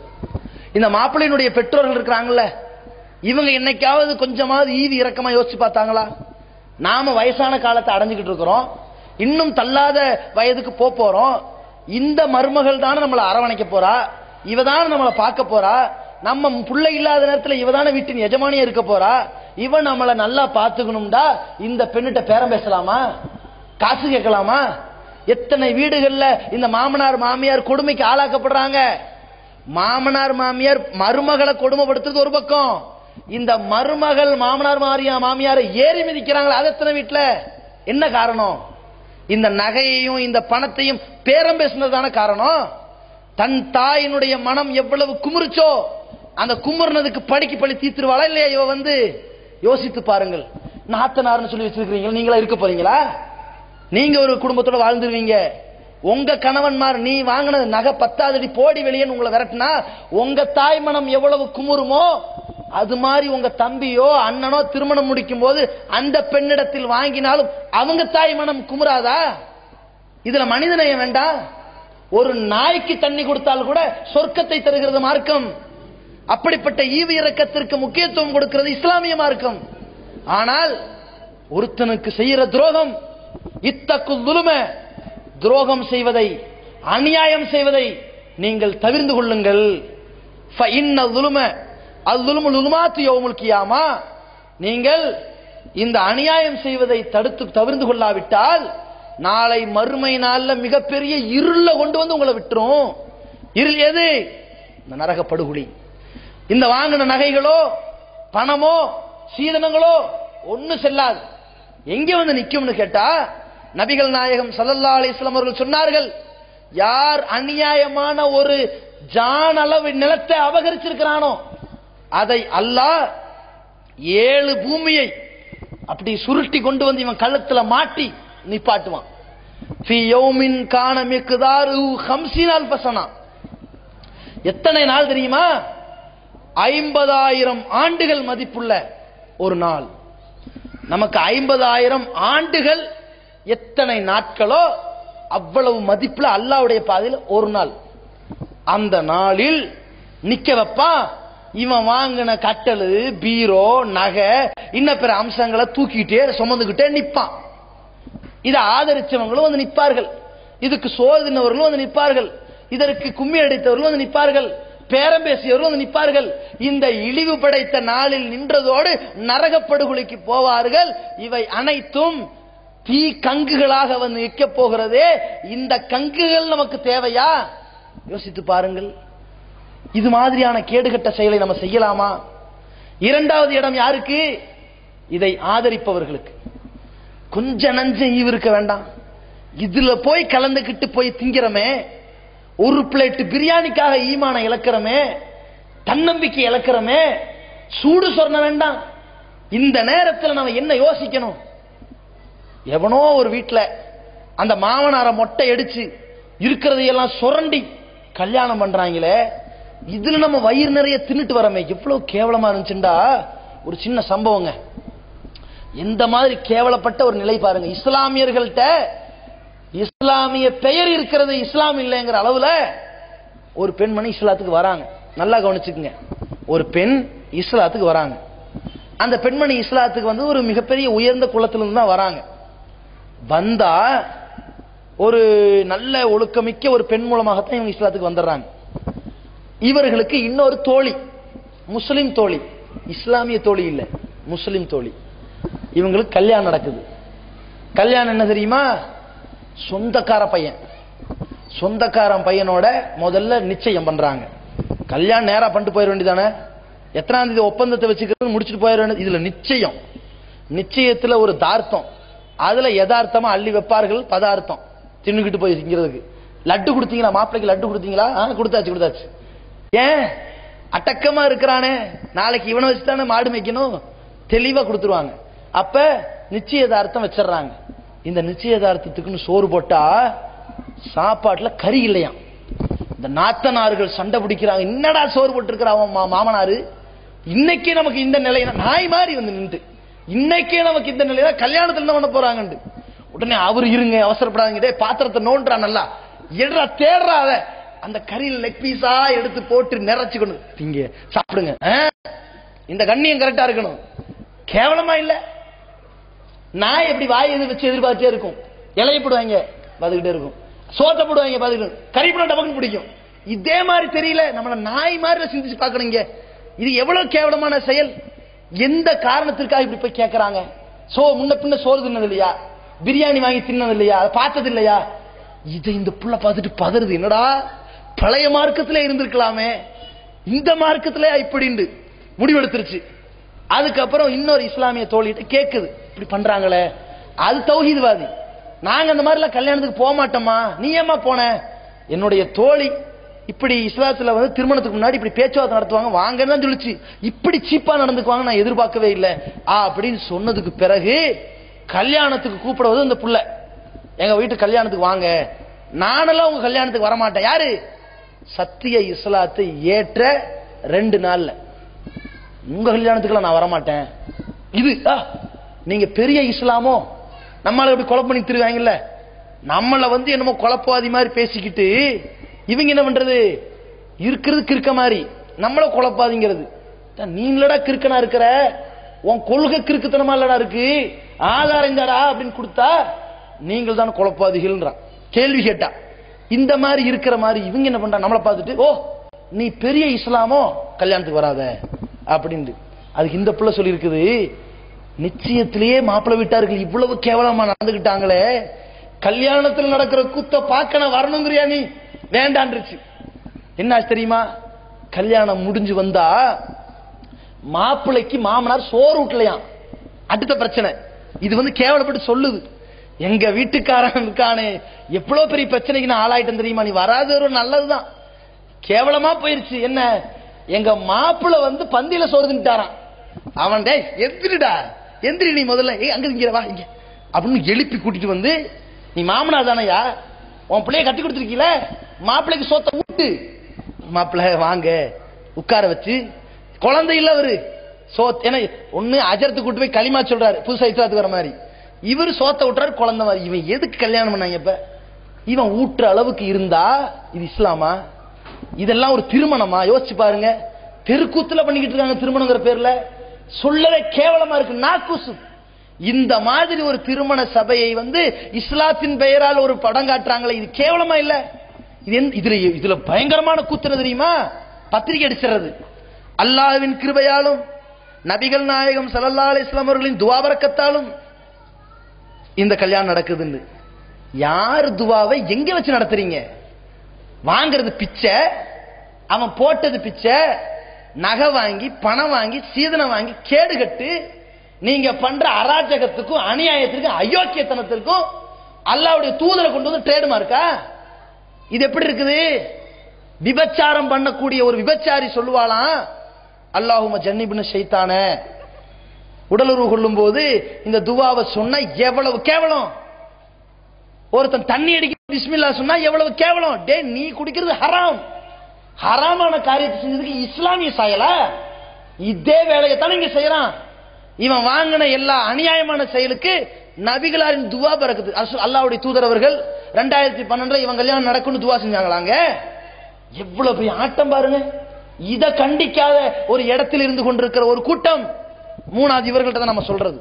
இது என்ன கலந்து கொண்டு திங்கிறமே, யோசித்து பாருங்கள். அல்லாஹ்வுடைய தூதர் ஸல்லல்லாஹு அலைஹி வஸல்லம் அவர்கள் சொன்னார்கள், மன் ரஆ மின்கும் முன்கரன் ஃபல்யுகையிர்ஹு பியதிஹி, உங்களில் ஒருவர் தீமையை கண்டால் கையால் தடுக்கட்டும். வயில்லம் யஸ்ததி, முடியலையா ஃபபி லிசானிஹி, நாவால் தடுங்கள். அதுவும் முடியலையா ஃபபி கல்பிஹி, மனதால் வெறுத்து ஒதுங்கிருங்க, போகாதீங்க. இன்னைக்கு பாக்குறோம் பெண் வீட்டு விருந்து நடக்குதுங்க, அது வரதட்சணை இல்லையா? பெண் வீட்டுல அவங்க சார்பா கூப்பிட்டு வச்சு 50-100 பேருக்கு சோத்த போறாங்க. நீ ஏன் போடுற? இஸ்லாமிய திருமணம் பெண் வீட்டுக்கு திருமணம் விருந்து போட சொல்லியிருக்கா? இந்த செயலை செய்யறான் தௌஹீத்வாதிங்கிற போர்வையில. இவனுக்கெல்லாம் தன்னை தௌஹீத்வாதின்னு சொல்றதுக்கு ரைட்ஸ் கிடையாது. சொல்லலாமா? அத நான் அல்லாஹ்வை பின்பற்றுகிறேன், அல்லாஹ்வின் தூதரை பின்பற்றுகிறேன் மார்த்தட்ட தகுதி இருக்கா இவனுக்கு? ஒரு தகுதி கிடையாது. ஏன்? திருமணத்துக்கு முன்னாடி பெண் வீட்டை கஷ்டப்படுத்தி விருந்து வைக்கிறான். திருமணத்திற்கு பிறகு நீல வலிமா விருந்து கொடுக்கணும், ஆம்பளை மேல கடமை. அல்லாஹ்வின் தூதரின் காலத்துல எங்கேயாவது யாராவது பெண் வீட்டு விருந்து கொடுத்தாங்கன்னு ஒரு ஆதாரத்தை காட்டுங்க பாப்போம். இருக்கா? கல்யாணத்துக்கு முந்தின நாள் ஊர் உலகத்தை கூப்பிட்டு வச்சு சோத்த போட்டாங்க இருக்கு. கேட்டா பெண் வீட்டு விருந்து கொடுக்க கூடாது என்று தடை இருக்குதான்னு கேட்கிறான். இதா தௌஹீதா? இதை கேட்க வெக்கமா இல்ல? இதத்தான வரதட்சணை வாங்குறோம் சொல்றான். வரதட்சணை வாங்க கூடாதுன்னு தடை இருக்கா அப்படின்னு. இது கேவலம். இது இந்த வார்த்தையை சொல்ல நல்லாவா இருக்குது? இந்த பஸ்ல தலை கை ஆகியவற்றை வெளியே நீட்டாதீர்கள் இருப்பான். ஒருத்தன் காலை நீட்டிட்டு வெளியே போனானா பஸ்ல. ஏண்டா கையை நீட்டாதுன்னு தான் இருக்குது, காலை நீட்டாதுன்னு இருக்கா? அட கிறுக்கு பயில, கையவே நீட்டக்கூடாது, காலையும் சேர்ந்தாண்டா. அதானே இருக்கு. டிக்கெட் எடுத்து பஸ் ஏற வேண்டும் அப்படின்னு சொல்லியாச்சு. டிக்கெட் எடுக்காமல் பஸ் ஏற வேண்டும் ஏறக்கூடாது என்று இல்லையே, பேசலாமா?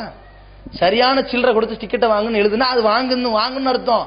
இவன் என்ன பண்றான்னா, நான் டிக்கெட் வாங்க மாட்டேன், கண்டக்டர்கிட்ட காசு கேட்பேன், கண்டக்டர்கிட்ட காசை கேட்க கூடாதுன்னு தடை இருக்கா இப்படி சொன்னா எந்த கிறுக்கு பையில பஸ்ல ஏத்துவானா? இவன் இதெல்லாம் செய்யறான். பெண்களுக்கு நீங்கள் கட்டாயமாக கொடுத்து விடுங்கள், சதுகாத்திகின நெஹலா, அவர்களுக்குரிய மனக்கொடைய கொடுங்க அல்லாஹ் கட்டளை போடுறான். இவன் வாங்கிட்டு வாங்க கூடாதுன்னு தடை இருக்கான்னு கேட்டா, அப்ப அல்லாஹ் கொடுக்க சொல்றான், நான் கொடுக்க மாட்டேன், வாங்க வேண்டாம். இது ஏற்கு மாறான சைத்தானுடைய செயல் இல்ல. சைத்தான் தான் மானங்கெட்ட செயலை எல்லாம் சொல்லி தருவான், நல்ல காரியங்களை எல்லாம் தடுத்து விடுவான். இதுல இவன் செய்யறான். இதே மாதிரி பெண் வீட்டு விருந்து வச்சா நம்ம போலாமா? நம்ம ஆளுங்க தத்துவம், நாங்கள் பெண் வீட்டு விருந்தில் சாப்பிடவில்லை, மறுநாள் மாப்பிளை வைத்த வலிமா விருந்தில் சாப்பிட்டேன். இது சொல்றது கேவலமா இல்ல? அப்ப நீங்க எப்படி புறக்கணிச்சீங்க அதை சொல்லுங்க. நீங்க அந்த திருமணத்தில் உங்க எதிர்ப்பை எப்படித்தான் காட்டினீங்க அதை சொல்லுங்க. இது எப்படி இருக்கு தெரியுமா? வரதட்சணை வாங்குறான், லட்சக்கணக்கில் வாங்கிட்டான், கல்யாண விருந்துல போய் சாப்பிட்டு வந்துட்டான். அவன் சொல்றான், நான் தான் வரதட்சணை வாங்கும் போது அந்த இடத்தில் இல்லையே, பேரம் பேசும்போது அங்கே இல்லையே, நகை வாங்கி செட்டில்மெண்ட் பண்ணும்போது இல்லையே, அவர் மாப்பிள்ளை அலங்காரம் பண்ணி நிக்கும் போது தான் போய் சாப்பிட்டு வந்தேன்னு சொன்னா, இவன் புத்தி எப்படியோ அதே மாதிரி இவன் புத்தி இருக்குது. அப்ப கலந்து கொள்பவர்கள் சப்பக்கட்டு கட்டாதீர்கள். அல்லாஹ் ரப்பல் ஆலமீன் பார்க்கிறான், அல்லாஹ் நம்மை கவனிக்கிறான், அல்லாஹ் ரப்பல் ஆலமீன் நம்மை விசாரிப்பான். எப்படி விசாரிப்பான்? அல்லாஹ்வுடைய விசாரணை சாதாரணமானதல்ல. அந்த நாளில் இறைவன் விசாரிக்கிற பொழுது எதையும் மறைக்க முடியாது, எந்த சாஜாப் எடுபடாது, எந்த மாதிரியான ஒரு எடுப்பு பேச்சுவார்த்தைகளும் எதுவும் எடுபடாம போயிடும். நம்முடைய செயல்கள், நம்முடைய எண்ணங்கள் என்ன யோசித்துக் கொண்டிருந்தது அல்லாஹ் விசாரிச்சிருவான். எப்படி? இன் துபுது மாஃபி அன்புசிக்கும், உங்கள் உள்ளங்கள்ல எதையெல்லாம் வெளிப்படுத்தி சொல்லிட்டீர்களோ அதையும் விசாரிப்பான். நீங்க எதையெல்லாம் உள்ளத்துல மறைச்சு வச்சீங்களோ அதை விசாரிப்பான். அல்லாஹ்க்கு தெரியாம போயிருமா? இதை செய்யறார்கள். இன்னொரு என்ன, வரதட்சணை கல்யாணத்துல போய் தின்னுட்டு சில பேர் சமூக நல்லிணக்கவாதிகள், ஏன்டா அங்க போய் சாப்பிட்டீங்க? நாங்க உள்ள போய் அது தப்புன்னு திருத்திட்டு வந்தோம். நீங்க வந்தீங்களா? நாங்க போய் திருத்திட்டு வந்தோம்ல, நாங்க வெளியே நின்று திருத்துறோம், நீனும் போகாத, நானும் வரமாட்டேன், நீனும் செய்யாத, நானும் செய்ய மாட்டேன், நாங்க இப்படி போலான்னு ஒரு ட்ராக் பக்கம் மக்களை திருப்பி வரதட்சணை இல்லாத சமுதாயத்தை உண்டாக்க நினைச்சா இப்படி எல்லாம் பிரிஞ்சு போகலாமா? ஒற்றுமைங்கிற கயிறு பிடிக்கணுமே. வாங்க மாப்பிள்ளை கையை பிடிப்போன்னு உள்ள போறான், மாப்பிள்ளை இதோ அலங்கோலத்துல நிக்கிற அலங்காரத்தின் போர்வையில இவன்ட்ட போய் பேசிட்டு, மாப்பிள்ளையில மாலையெல்லாம் போடாதீங்க, கோட் சூட் எல்லாம் இப்படி பிச்சை எடுக்காதீங்க, வரதட்சணை எல்லாம் வாங்கினது தப்பு, சரி விருந்து எத்தனை மணிக்குங்க அப்படின்னு பேசுறீங்களா? சொல்றது நாங்க உள்ள போய் திருத்தணும். என்னத்தை திருத்துனீங்க? சட்டையை கழட்டிட்டோம். நீங்க உள்ள போய் சட்டையை கழட்டிட்டீங்கன்னா சொல்லுங்க. உள்ள போனோம், டேய் என்னடா வாங்கின வரதட்சணை வாங்கின, கேவலமா இல்ல, கூட அத்தனை திருப்பி சட்டையை கழட்டா, ஓசி சட்டை கழட்டாத, இந்த சட்டையை போடுறா, ஆம்பளை ஏறா, சரி விருந்து யாரு காசுரா? உன் காசு, இப்ப வாங்க சாப்பிடலாம். இப்படி செஞ்சீங்களா? மாப்பிள்ள அதெல்லாம் தப்பு இல்லையா? சரி எத்தனை மணிக்கு விருந்து போடுறிய அப்படின்னு தின்னுட்டு வந்தா குடிகாரம் கூட போய் உட்கார்ந்துட்டு ரெண்டு பக்கம் ஊத்திட்டு குடிக்கிறதெல்லாம் பாவம் இல்லையா என்று சொல்லக்கூடிய இன்னொரு குடிகாரம் இவங்க பேச்சு இருக்குது. நான் அங்கே சென்று தண்ணி அடித்தேன், முட்டாம்லேட் தான் தின்னேன். அட பிச்சைக்காரங்களா, பக்கத்துல இருந்து கொண்டு அவன் தண்ணி அடிச்சதை ஏன் கண்டிக்கல? அதைத்தான மண்டபத்துல செஞ்சான், வரதட்சணை வாங்கினா, அந்த சபையை அலங்கரிச்சான். சபையை நீங்க ஏன் அங்கீகாரம் கொடுத்தீர்கள்? எப்படி புறக்கணிக்குமோ அது ஏன் புறக்கணிக்கல? புறக்கணித்தால் நாளை மறுமையில இந்த உயிருடன் புதைக்கப்பட்ட பெண் குழந்தைகளும் இந்த பெண்களை பெற்றதால் வரதட்சணை கொடுத்ததால் வெந்து நொந்து நூலா போன அந்த பெற்றோர்களின் சாபக்கேட்டுக்கும் நாம் ஆளாகுமா? வாக்குமூலத்தின் பட்டியல வருவோமா? தப்பிச்சிருவோம்ல? அதை யோசித்து பாருங்கள்.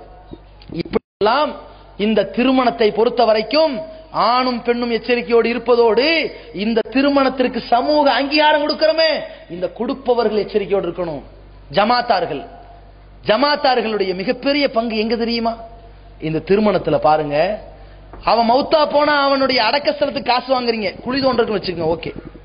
ஆனா கல்யாணம் பண்றதுக்கு மாப்பிள்ளை வீட்டுல 2000 ரூபாய் கேட்கறாங்க, பெண் வீட்டுல 400 ரூபாய் கேட்கறாங்க. இது ஒவ்வொரு ஊர்ல ஒரு ஸ்டைல் வித்தியாசமா இருக்குது. ஏன்? நிறைய வாங்கியிருக்காருல, கமிஷன் கொடுக்கட்டுமே. பொம்பளை புள்ள நிறைய கொடுத்திருக்கால, கொஞ்சம் கொடுக்கட்டும். அவ இங்க கொடுத்ததுன்னு 10,000 அங்கேயும் கொடுக்கறான். இந்த சமூக அங்கீகார சர்டிபிகேட் எதுக்கு? இவர் நல்ல ஜனாபு, இவர் நல்ல மனுஷரு, ஒழுக்கமுள்ள பிள்ளை, இதுக்கு சர்டிபிகேட். கல்யாணம் பண்ணி வைக்கிறதுக்கு ஒரு ஃபாத்தியா, நேரம் அங்க வந்தாச்சு, அங்க ஒரு ஃபாத்தியா. எவ்வளவு பேரம் பேசி இருக்கிறான். அந்த வரதட்சணை, அந்த பலகாரம், பண்ட பாத்திரம், நகை அத்தனையும் அடுக்கி வச்சு அதை கொடுக்கறதுக்கு ஒரு ஃபாத்தியா. அதுல ஆலிம்சா போய் நிக்கிறாங்களே. இதுல வாங்குற 5-10 பைசாவுக்காக நாளை மறுமை நாளில் இறைவா என்னை உயிரோடு புதைப்பதற்கு காரணமாக இருந்த கொடூரர்களில் இதை அங்கீகரித்து பிரச்சாரம் செய்த இந்த பீரங்கிகளும் காரணம்னு சொல்லி இந்த உலமாக்களை கை நீட்டி விட்டால் நம்ம நிலை என்ன? 7 வருஷம் படிச்சதனுடைய நிலை என்ன? கஷ்டப்பட்டு வீட்டை விட்டு தியாகம் செய்து உலக படிப்பை தூக்கி எறிந்து விட்டு மார்க்கத்தை கத்துக்கிறேன்னு போனீங்களே, உங்க தியாகத்தின் மதிப்பு என்ன? நரக படுகொலியா? 3000 4000 பள்ளிவாசல்ல கொடுக்கிற சம்பளத்துக்காக இந்த அநியாயத்திற்கும் அக்கிரத்திற்கும் துணை போனதற்கு விளைவு நரக படுகொலியா? அது தேவைதானா? யோசித்து பாருங்கள். இந்த முடிவு எடுத்திருக்கீங்களா என்னைக்காவது? நம்ம முடிவு என்ன எடுப்பாங்க? எவன் தௌஹீத் பேசுறானோ, எவன் குர்ஆனைஸின் பேசுறானோ அவனுக்கு கபரஸ்தான்ல இடம் தர மாட்டோம். ரொம்ப முக்கியமான கவலையா எங்களுக்கு? நான் செத்த எனக்கு என்ன கவலை இருக்க போகுது? மௌத்தா போன பொண்ணு நான் போய் பார்க்க வேண்டிய ஆளு 2 பேர். அவன் கேட்கும் போது கேள்விக்கு பதில் சொல்லணும், அவ்வளவுதான். எனக்கு இந்த உலகத்தை பத்தி கவலை இருக்குமா? உலகத்துல என்ன நடக்குன்னு எனக்கு தெரியுமா? உலகத்துல என்ன ரோட்ல வச்சாங்களா, காட்டுல வச்சாங்களான்னு புரியுமா? கபர்ல வச்சாங்களா, மேட்ல வச்சாங்களான்னு தெரியுமா? புதைச்சாங்களா, எரிச்சாங்களான்னு தெரியுமா? எனக்கு ஒண்ணுமே தெரியாது. இதுல வேற பயமுறுத்து, உங்களை அடக்கம் செய்ய விட மாட்டோம், செய்யாத போ, போலீஸ் ஸ்டேஷன் வாசல்ல வைக்கிறோம் போ, என்ன பிரச்சனையா போகுது? உங்களுக்கு திருமணத்திற்கு தப்தர தர மாட்டோம், தேவையில்லை. வரதட்சணை வாங்கி அந்த வரதட்சணை கமிஷன் வாங்கி அந்த கேடுகட்ட கல்யாணம் வேண்டாம், நாங்களே கல்யாணம் பண்ணிக்கிறோம் தப்தரோடு, குர்ஆன் ஹதீஸ் அடிப்படையில், அல்லாஹ்வின் தூதர் காட்டி தந்த முறைப்படையில்.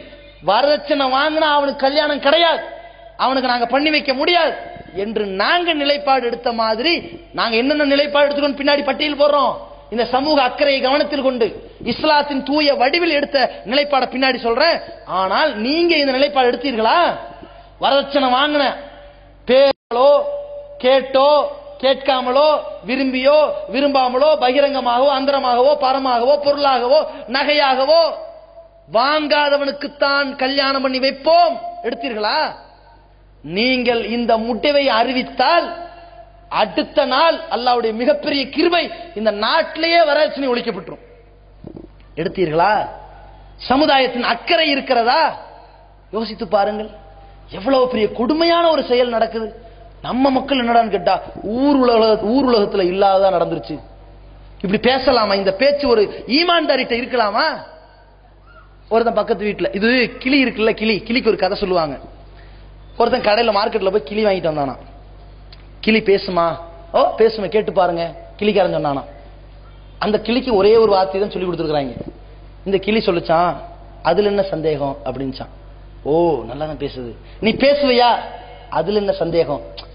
எவ்வளவு அறிவா பேசுது. இந்த கிளியை வச்சு நம்ம பெரிய கோடீஸ்வரன் ஆயிரும்ட்டு தூக்கிட்டு போய் புதையல்ல தோண்டி, இந்த புதையல்ல இந்த குழியில புதையல் இருக்குமா, பணம் இருக்குமா? அதுல என்ன சந்தேகம்? தோண்டி பார்த்தா ஒண்ணு இல்ல. ஆஹா தப்பா போச்சே, சரி நம்ம வீட்டுக்கு அடியில தான் இருக்கான்னு கேட்போம். என் வீட்டுக்கு அடியில தோண்டா ஏதோ புதையல் கிடைக்குமா? அதுல என்ன சந்தேகம்? வீட்டை இடிச்சுட்டான், தோண்டி பார்த்தா ஒன்னையும் காணும். ஆஹா ஒரு மரத்துக்கு அடியில போய் இது கிடைக்குமா? அதுல என்ன சந்தேகம்? இடிச்சான், அதுலயும் கிடைக்காது. இவன் என்னடா எல்லாத்துக்கும் இது ஒரே வார்த்தையை சொல்லுதே. அப்ப கேக்குது, கிளிட்டே கேட்கறான், அப்ப நான் தான் ஏமாளி ஆயிட்டோமோ? அதுல என்ன சந்தேகம்? அதுக்கப்புறம் என்னடான்னா, அப்போ இந்த கிளிக்காரன் என்ன ஏமாத்தி இந்த ஒரு வார்த்தை தான் உனக்கு சொல்லி கொடுத்தானா? அதுல என்ன சந்தேகம்? அப்ப நான் மொத்தத்துல முட்டாளாயிட்டனா? அதுல என்ன சந்தேகம் சொல்லிச்சான். எல்லாத்துக்கும் சொல்ற மாதிரி நம்மளுக்கு என்ன பண்ணுவாங்க, கொஞ்ச நஞ்ச ஈமானை இழந்துட்டு, ஏங்க வரதட்சணை வாங்குறான், ஊர்ல இல்லாதாங்க நடந்துச்சு. ஏங்க வட்டி வாங்குறான், ஊர்ல இல்லாதாங்க நடந்துச்சு. ஏங்க உங்க புள்ள ஓடி போயிட்டான், ஊர்ல நடந்துச்சு இப்படின்னு சொல்லிடுவான். நடக்குமா நடக்காதா? நடக்குங்க. இது மாதிரி ஜமாத்தார்கள் செஞ்சா அந்த வினை அவன் வீட்டிலே வெடிக்கும். அல்லாஹ் ரப்பல் ஆலமீன் பார்க்கறானா இல்லையா? இதை எவ்வளவு கண்கொண்டு யோசிக்கணும். சமுதாயம் எங்கெல்லாம் ரணமா பாடுபடுதோ கஷ்டப்படுதோ அதை துடைக்க வேண்டிய கடமை ஜமாத்தாருக்கு வேண்டாம்? இந்த இடத்துல இருந்து கொண்டு பொறுப்பற்றவர்களாக இவர்களுடைய நடவடிக்கை இருக்கிறத பார்க்கிறோம். நாளைக்கு ஒரு பொதுக்கூட்டம் போட்டு இதை திட்டுறதுனே போடுவாங்க. போடுங்க, நீங்க நரகவாசிகள் பட்டியலில் சேர்றதுக்கு நீங்க என்ன வேணாலும் பண்ணுங்க, ஒன்றும் பிரச்சனை இல்லை. சொல்றதான் எங்க வேலை, திருத்துறது எங்க வேலை இல்லை, அது அல்லாஹ்வுடைய வேலை. ஆனால் ஜமாத்தார்கள் இந்த நிலையை நீங்க மாத்துங்க. பல ஊர்களில் ஜமாத்தார்கள் மாறி இருக்கிறார்கள். எப்படிப்பட்ட மாற்றம் தெரியுமா? பெண் வீட்டு விருந்து வைத்தால் திருமணம் கிடையாது அறிவிச்சிருக்கிறார்கள். நகையாகவோ பணமாகவோ பொருளாகவோ வாங்கினால் திருமணம் பண்ணி வைக்க முடியாது அறிவித்திருக்கிறார்கள். ஏகத்துவ எழுச்சியின் விளைவாக தமிழகத்தில் 20 ஆண்டுகளாக ஏற்பட்ட புரட்சியாக பல ஊர்களில் சுன்னத்துல் ஜமாத் இந்த நிலைப்பாடை கையில் எடுத்திருக்கிறார்கள். விருப்பு வெறுப்பு பார்க்காம, சொல்ற ஆள் யாருன்னு பார்க்காம, சொல்லப்பட்ட செய்தி நியாயமான்னு பார்த்து செய்யுங்க. அதே மாதிரி ஜமாத் இளைஞர்கள் எதுக்கெல்லாம் வால் போஸ்ட் அடிக்கிறாங்கன்னு பாருங்க. அதெல்லாம் அழிஞ்சிருச்சு. இப்போ அழிந்து போன புதைக்கப்பட்ட கேடுகட்ட செயல்பாடுகளை எழுப்பிக் கொண்டு வந்து கொண்டிருக்கிறார்கள் ஒரு இளைஞர் கூட்டம் கட்சியின் பெயரால். என்ன பண்றாங்க? திமுக காரன் பண்ற மாதிரி அதிமுக காரன் பண்றான். அவன் கட்சிக்கு பண்றான். இவங்க என்ன பண்றது? தன் கட்சியை வளர்ப்பதற்கு திருமண பேனர், இன்னாரு இன்னார கல்யாணம் பண்ணிக்க போறாங்க, இந்த இடத்துல இத்தனை இடத்துல கல்யாணம். ரசூலுல்லாஹி ஸல்லல்லாஹு அலைஹி வஸல்லம் இருந்ததா? இது முறையா? இப்படி விளம்பரப்படுத்துறீங்களே, இப்படி பேனர் அடிக்கிறீங்களே, இப்படித்தான் உங்க கட்சியை வளர்க்கிற லட்சணமா? அந்த திருமணம் சுன்னத்தா? அந்த மாப்பிள்ளை கரெக்டா தான் வாங்கினானா, கல்யாணம் நடத்துறானா, மகர கொடுத்தானா, அந்த பெண் எதையும் கொடுக்காம தான் திருமணம் முடிக்கிறாளா? இதுக்கு நீங்க அங்கீகரிக்கிறீங்களா? அல்லது இந்த பேனர் அடிச்ச பாவத்திற்காக இந்த வரதட்சணை கொடுமையின் பட்டியலில் போய் சேரப்போகிறீர்களா? உலக ஆடம்பரம் பெருசா போயிருச்சுங்க. கொஞ்சம் யோசித்து பார்த்தால் தான் தங்கச்சிக்கு மாப்பிள்ளை கிடைக்கல, ஊரெல்லாம் வரதட்சணை கேட்கறான், எப்படா கரை சேர்க்கிறது யோசிக்க தெரியுதே. தான் பெத்த பிள்ளைக்கு மாப்பிள்ளை கிடைக்கல, என்னடா பண்றது யோசிக்க தெரியுதே. இதே மாதிரி தான பொம்பளை பிள்ளைய பெத்த ஒவ்வொரு தகப்பனாரும் வருத்தப்பட்டு கொண்டிருப்பார்கள். அந்த வருத்தத்தை நீங்க தொடச்சாதான் வல்லாஹு ஃபீ அவுனில் அப்தி மா கானல் அப்து ஃபீ அவுனி அஹீ. ஒரு அடியானுக்கு ஒரு மனிதன் உதவி செய்யும் காலமெல்லாம் இவனுக்கு அல்லாஹ் உதவி செய்து கொண்டிருக்கிறான்.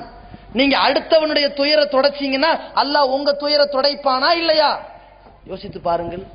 அடுத்து நம்ம சமுதாயத்தில் இது மாதிரியான வரதட்சணை கல்யாணங்களை ஒழிப்பதற்காக தமிழ்நாடு தௌஹீத் ஜமாத் எடுத்து வைத்த நிலைப்பாடும் அதில் நடந்து கொண்டிருக்கிற நடவடிக்கைகளையும் யோசித்து பாருங்கள். அல்லாஹ்வுடைய கிருபையினால் 30 ஆண்டுகளாக இந்த நிலைப்பாடை நம்ம எடுக்கிறோம் கையில. எப்படி? ஏகத்துவவாதியாக இருப்பவர்கள் பணமாகவோ நகையாகவோ எந்த வரதட்சணையும் வாங்காமல் தான் திருமணம் முடிக்க வேண்டும் என்பதை ஒரு கொள்கையாக, அப்படி நகையாகவோ பணமாகவோ மறைமுகமாகவோ வெளிப்படையாகவோ திருமணத்திற்கு வரதட்சணை வாங்கினால் அந்த திருமணத்தை இந்த தமிழ்நாடு தௌஹீத் ஜமாத் ஒரு காலத்திலும் செய்து வைக்காது. அதுல தயவு தாட்சணை காட்டாது. அது மாநில தலைவராக இருந்தாலும், மாவட்ட தலைவராக இருந்தாலும், கிளை தலைவராக இருந்தாலும், யாராக இருந்தாலும் இது சட்டம்னா சட்டம் தான். அப்படி கடைபிடித்துக் கொண்டு வருகிறோம். அல்லாஹ்வுடைய கிருபையினால் இன்றைக்கு எவ்வளவு பெரிய ஏகத்துவ எழுச்சி வெடித்திருக்கிறது என்று சொன்னால், அசத்திய கொள்கையிலே ஒரு மௌலவி, மேலப்பாளையத்திலே தர்கா வழிபாட்டை ஆதரிக்கின்ற ஒரு மௌலவி விவாத களத்தில் எதிரே நிற்கிறார். அவருடைய மகன் சொல்கிறார், நான் திருமணம் முடித்தால் ஏகத்துவ அடிப்படையில் தான் முடிப்பேன், வரதட்சணை வாங்காமல் தான் முடிப்பேன் என்று. தகப்பன் சொல்கிறார், ஊர்ல இல்லாதவன் செய்யற மாதிரியாடா செய்யற, ஊர்ல உள்ளவன் வாங்குறான்லடா, நீனும் வாங்குடா. முடியாது, உங்க மனசை நான் மாத்தி காட்டுவேன், என்னுடைய கொள்கையில் நான் உறுதியோடு தான் இருப்பேன், என்ன ஆனாலும் பண்ணா பரவாயில்ல. தகப்பனார் இப்ப எல்லாம் இளரத்தம், 2 வருஷம் போனா சரியா போயிடும். 5 வருஷம் ஆகுது, அந்த கொள்கையில விட்டு கொடுக்கல. இந்த ஏகத்துவவாதி இந்த கொள்கையில் உறுதியோடு இருந்த காரணத்தினால் தகப்பனார் இறங்கி வருகிறார். ஏதாவது ஒரு பொண்ணை பார்த்து முடிடா, இப்ப பெண்ணை பார்க்கிறார். ஏகத்துவவாதியை தேர்ந்தெடுக்கிறார். எந்த வரதட்சணையும் இல்லாமல் அல்லாஹ்வின் தூதர் சொல்லிக் கொடுத்த மாதிரி திருமணம் முடிக்க போகிறேன் என்று சொல்லுகிற பொழுது தகப்பனார் சொல்கிறார், வரதட்சணை வாங்கல, அது உன் விருப்பம், திருமணத்தை நான் தான் பண்ணி வைப்பேன், ஏன் நான் ஆலிம்சா, ஊரெல்லாம் என்ன கேள்வி கேட்டுருவாங்க. அப்பவும் சொல்கிறார், நீங்க பிதத்தான முறையில் கல்யாணம் பண்ணி வைப்பீங்க, உங்களுடைய தலைமையில் திருமணம் நடக்க கூடாது, நீங்க நபி வழி அடிப்படையில் கல்யாணம் பண்ண சம்மதித்தாலே தவிர அப்படின்ட்டார். அதற்கும் பின்வாங்கி விட்டார். சரி போடா, அல்லாஹ்வுடைய அளப்பெரும் கருணையினால் நாம் அறிவித்த நிலைப்பாட்டின் அடிப்படையில் வரதட்சணை இல்லாத திருமணத்தை நமது இறை இல்லத்தில் வைத்து அரங்கேற்றினோம். இதுபோல தமிழகத்தில் பல்லாயிரக்கணக்கான வரதட்சணை ஒழிப்பு திருமணங்களை தமிழ்நாடு தௌஹீத் ஜமாத் இந்த சத்திய கொள்கை பிரச்சாரத்தின் மூலமாக சாதித்துக் கொண்டு வருகிறது. அல்ஹம்துலில்லாஹ். அதே போல இரண்டாவது நிலைப்பாடு, இந்த வரதட்சணை திருமணங்களில் ஒரு காலத்திலும் எந்த தௌஹீத்வாதியும் கலந்து கொள்ளக்கூடாது என்பதில் தெளிவாக இருக்கின்றோம். ஒரு பிளேட் பிரியாணிக்காக ஓரிரை கொள்கையை விட்டுவிடக் கூடாது, அப்படி விடுபவன் தௌஹீத்வாதியா இருக்க முடியாது என்ற ஒரு திட்டவட்டமான நிலைப்பாடு வைத்திருக்கிறோம். உனக்கு பயான் செய்ய அழைப்பாளரையும் அனுப்ப மாட்டோம், புத்தகத்தையும் அனுப்ப மாட்டோம், எங்கள் மக்களும் வரமாட்டார்கள் என்ற ஒரு கேவலத்தை உண்டாக்கினால் அவன் திருந்துவான், மாறுவான், மனம் மாறி ஒரு நல்ல நிலைக்கு வருவான் என்பதற்காக இந்த நிலைப்பாடு எடுத்தோம். அல்லாஹ்வுடைய கிருபையினால் இன்று வரைக்கும் இது சமுதாய நன்மையை கருதி செய்து கொண்டிருக்கின்றோம். இரண்டாவது நிலைப்பாடு, எந்த திருமணத்திலாவது வரதட்சணை வாங்காத பட்சத்தில் மூட நம்பிக்கை அரங்கேற்றிவிட்டால், மஞ்ச பத்திரிகை, அதாவது பத்திரிகையில் மஞ்சள் தடவுவது, மாலை மாட்டுவது, பிரமத கலாச்சாரத்தை காப்பியடித்து அரங்கேற்றி விட்டால் இதுவும் ஒரு தீமைதான். குல்ல ஷைஇம் மின் அம்ரில் ஜாஹிலியா, ஜாஹிலியத்தினுடைய அறியாமை காலத்தினுடைய அனைத்து மூட பழக்க வழக்கங்கள் மௌதூஉன் தஹ்த கதமைய, என் இரண்டு பாதத்துக்கு அடியிலே புதைக்கப்பட்டன என்று அல்லாஹ்வுடைய தூதர் சொன்னார்களே, அதை கிண்டி கிளறி கொண்டு வந்து கொண்டிருக்கிறாயா? உன் திருமணத்திற்கு எங்களுடைய அழைப்பாளரும் வரமாட்டார், நாங்களும் வரமாட்டோம், தஃப்தரும் வராது என்ற இரண்டாவது நிலைப்பாடு. மூன்றாவது நிலைப்பாடு, அந்த திருமண சபையிலே அல்லாஹ்வுடைய தூதர் காட்டித் தந்த முறை இல்லாமல் கூட்டு துவா ஓதிவிட்டாலோ, காட்ட முடியாத ஹதீஸ் அடிப்படையிலே கூட்டு ஓதிவிட்டாலோ, அல்லிஃபு பைனகுமா என்று அல்லாஹ்வுடைய தூதர் அவர்கள் காட்டித்தராத ஒரு துவாவை, எப்படிப்பட்ட துவா?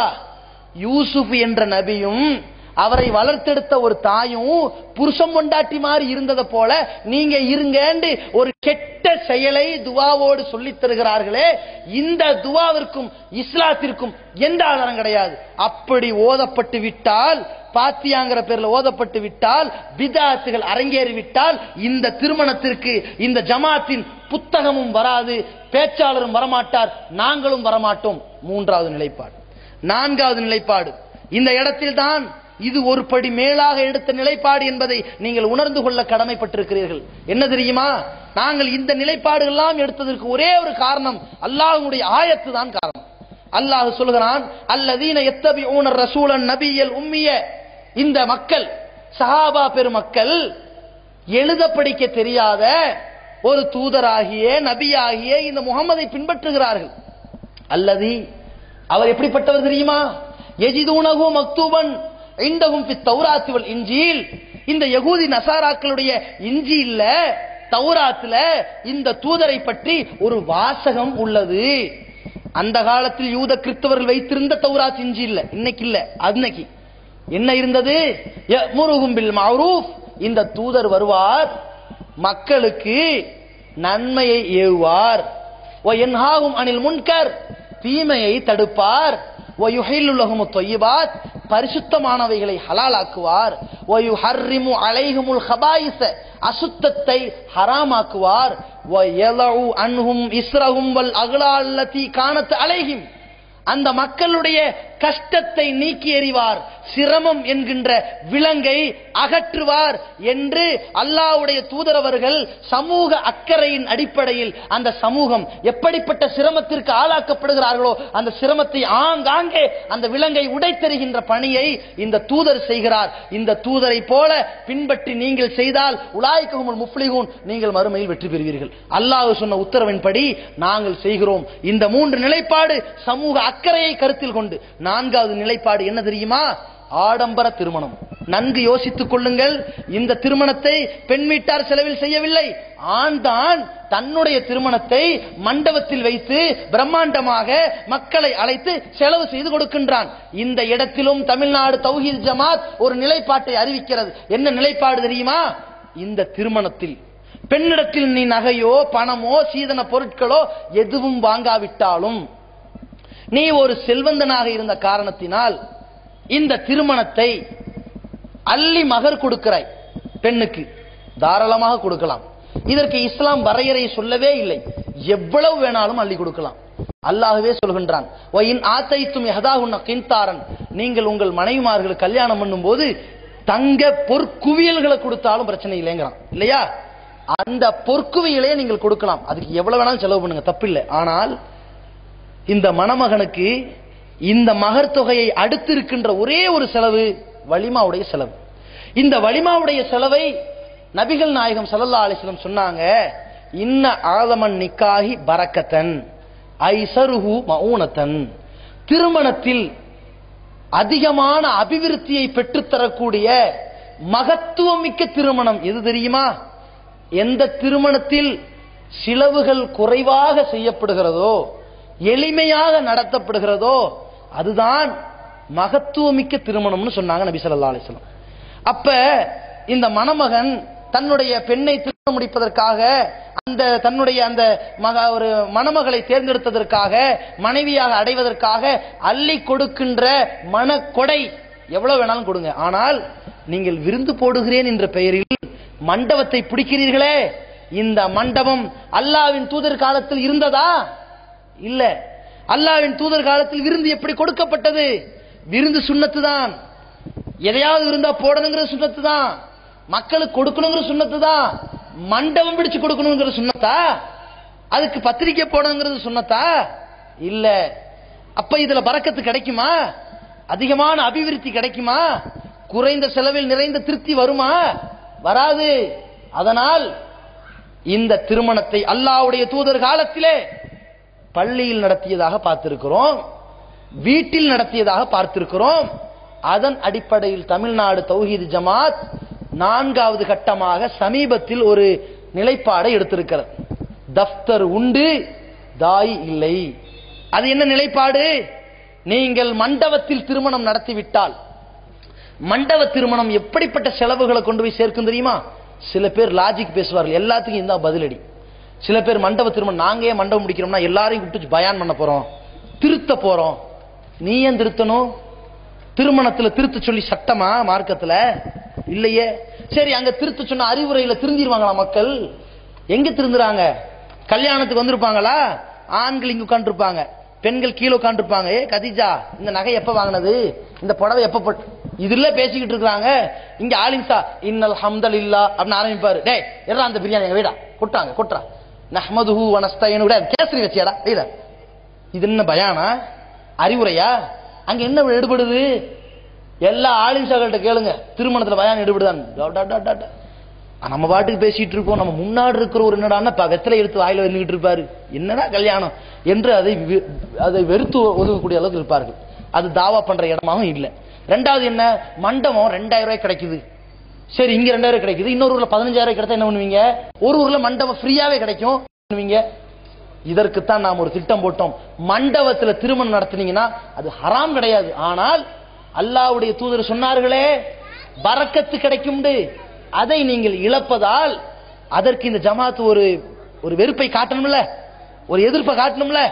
சமுதாயத்தில் இது நாங்க அங்கீகரிக்கல அப்படிங்கிற புறக்கணிப்பை காட்டுவதற்காக தஃப்தரை மட்டும் அனுப்புவோம். தஃப்தர் எதுக்குன்னு கேட்டா, நீங்க சுன்னத் அடிப்படையில் எல்லாமே மகர்லாம் வாங்கல, ஒன்னும் அநியாயம் பண்ணல, உங்க செலவுல கொஞ்சம் கூட பண்ணிடுறீங்க. பண்ணினாலும் இந்த தஃப்தர்ல திருமணம் பண்ணுவது அரசாங்க ரீதியான தேவை என்பதால் இதற்கு தஃப்தர் மட்டும் அனுப்பி வைப்போம். ஒருத்தர் வந்து பதிவு மட்டும் பண்ணிட்டு வருவாரு, அங்க வந்து நாங்க பயான்லாம் பண்ண மாட்டோம். இதுதான் எளிமையான திருமணம் எங்களால சொல்ல முடியாது. எப்படி எளிமையான திருமணம் சொல்றீங்க?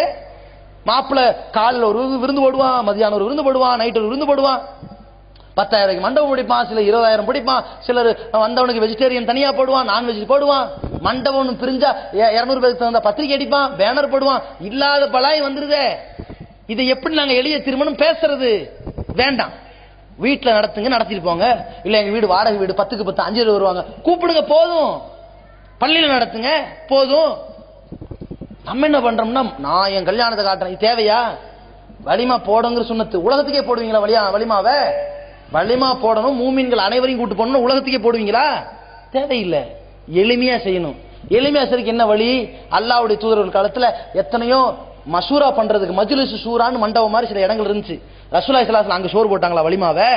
இல்ல. நம்ம ஏன் மண்டப திருமணத்தை ஆதரிக்கணும்? அதுக்கு ஏன் அரவணைக்கணும்? அதுக்கு ஏன் ஒத்துழைப்பு கொடுக்கணும்? இது தாய் வேற வரணுமா? ஏன்னா இந்த திருமணத்துக்கு நான் வரதட்சணை வாங்கல, எதுவும் வாங்கல, இங்க ஒரு பேச்சாளர் வரலன்னா என் திருமணத்துக்கு ஒரு கேவலம் நினைச்சீங்கன்னா வீட்டுக்கு வந்து கல்யாணம் பண்ணிக்கங்க, பள்ளிவாசல் வச்சு நடத்துங்க. யாருக்காக வேண்டி செய்யறோம்? இது எங்க நன்மைக்கா செய்யறோம்? எங்க வீம்பு வரத்து பிடிவாதத்துக்கு செய்யறோமா? இதனால் 4 தௌஹீத்வாதி திருமணத்தை இலகுவா செஞ்சுட்டு போவான். அவன் இளமை ஹலாலான முறையில கழியும். திருமணம் என்றால் இப்படித்தான் சிம்பிளா இருக்கணுங்கிற ஒரு நல்ல சகாப்தத்தை உண்டாக்க வேண்டும் என்பதற்காக இந்த ஜமாத் குர்ஆன் சுன்னா அடிப்படையில் களமிறங்கி இருக்கிறது. இதுதான் உண்மையான இஸ்லாமிய திருமணம். இந்த திருமணத்தின் அடிப்படையில் நாம் செயல்பட்டால் தான் நாம் உண்மையான இஸ்லாமியர்கள்.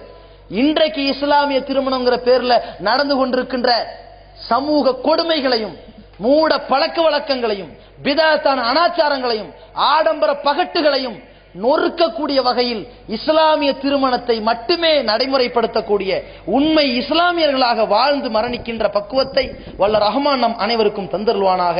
வாஹிரு தஅவானா அல்ஹம்துலில்லாஹி ரப்பில் ஆலமீன். அஸ்ஸலாமு அலைக்கும் வரஹ்மத்துல்லாஹி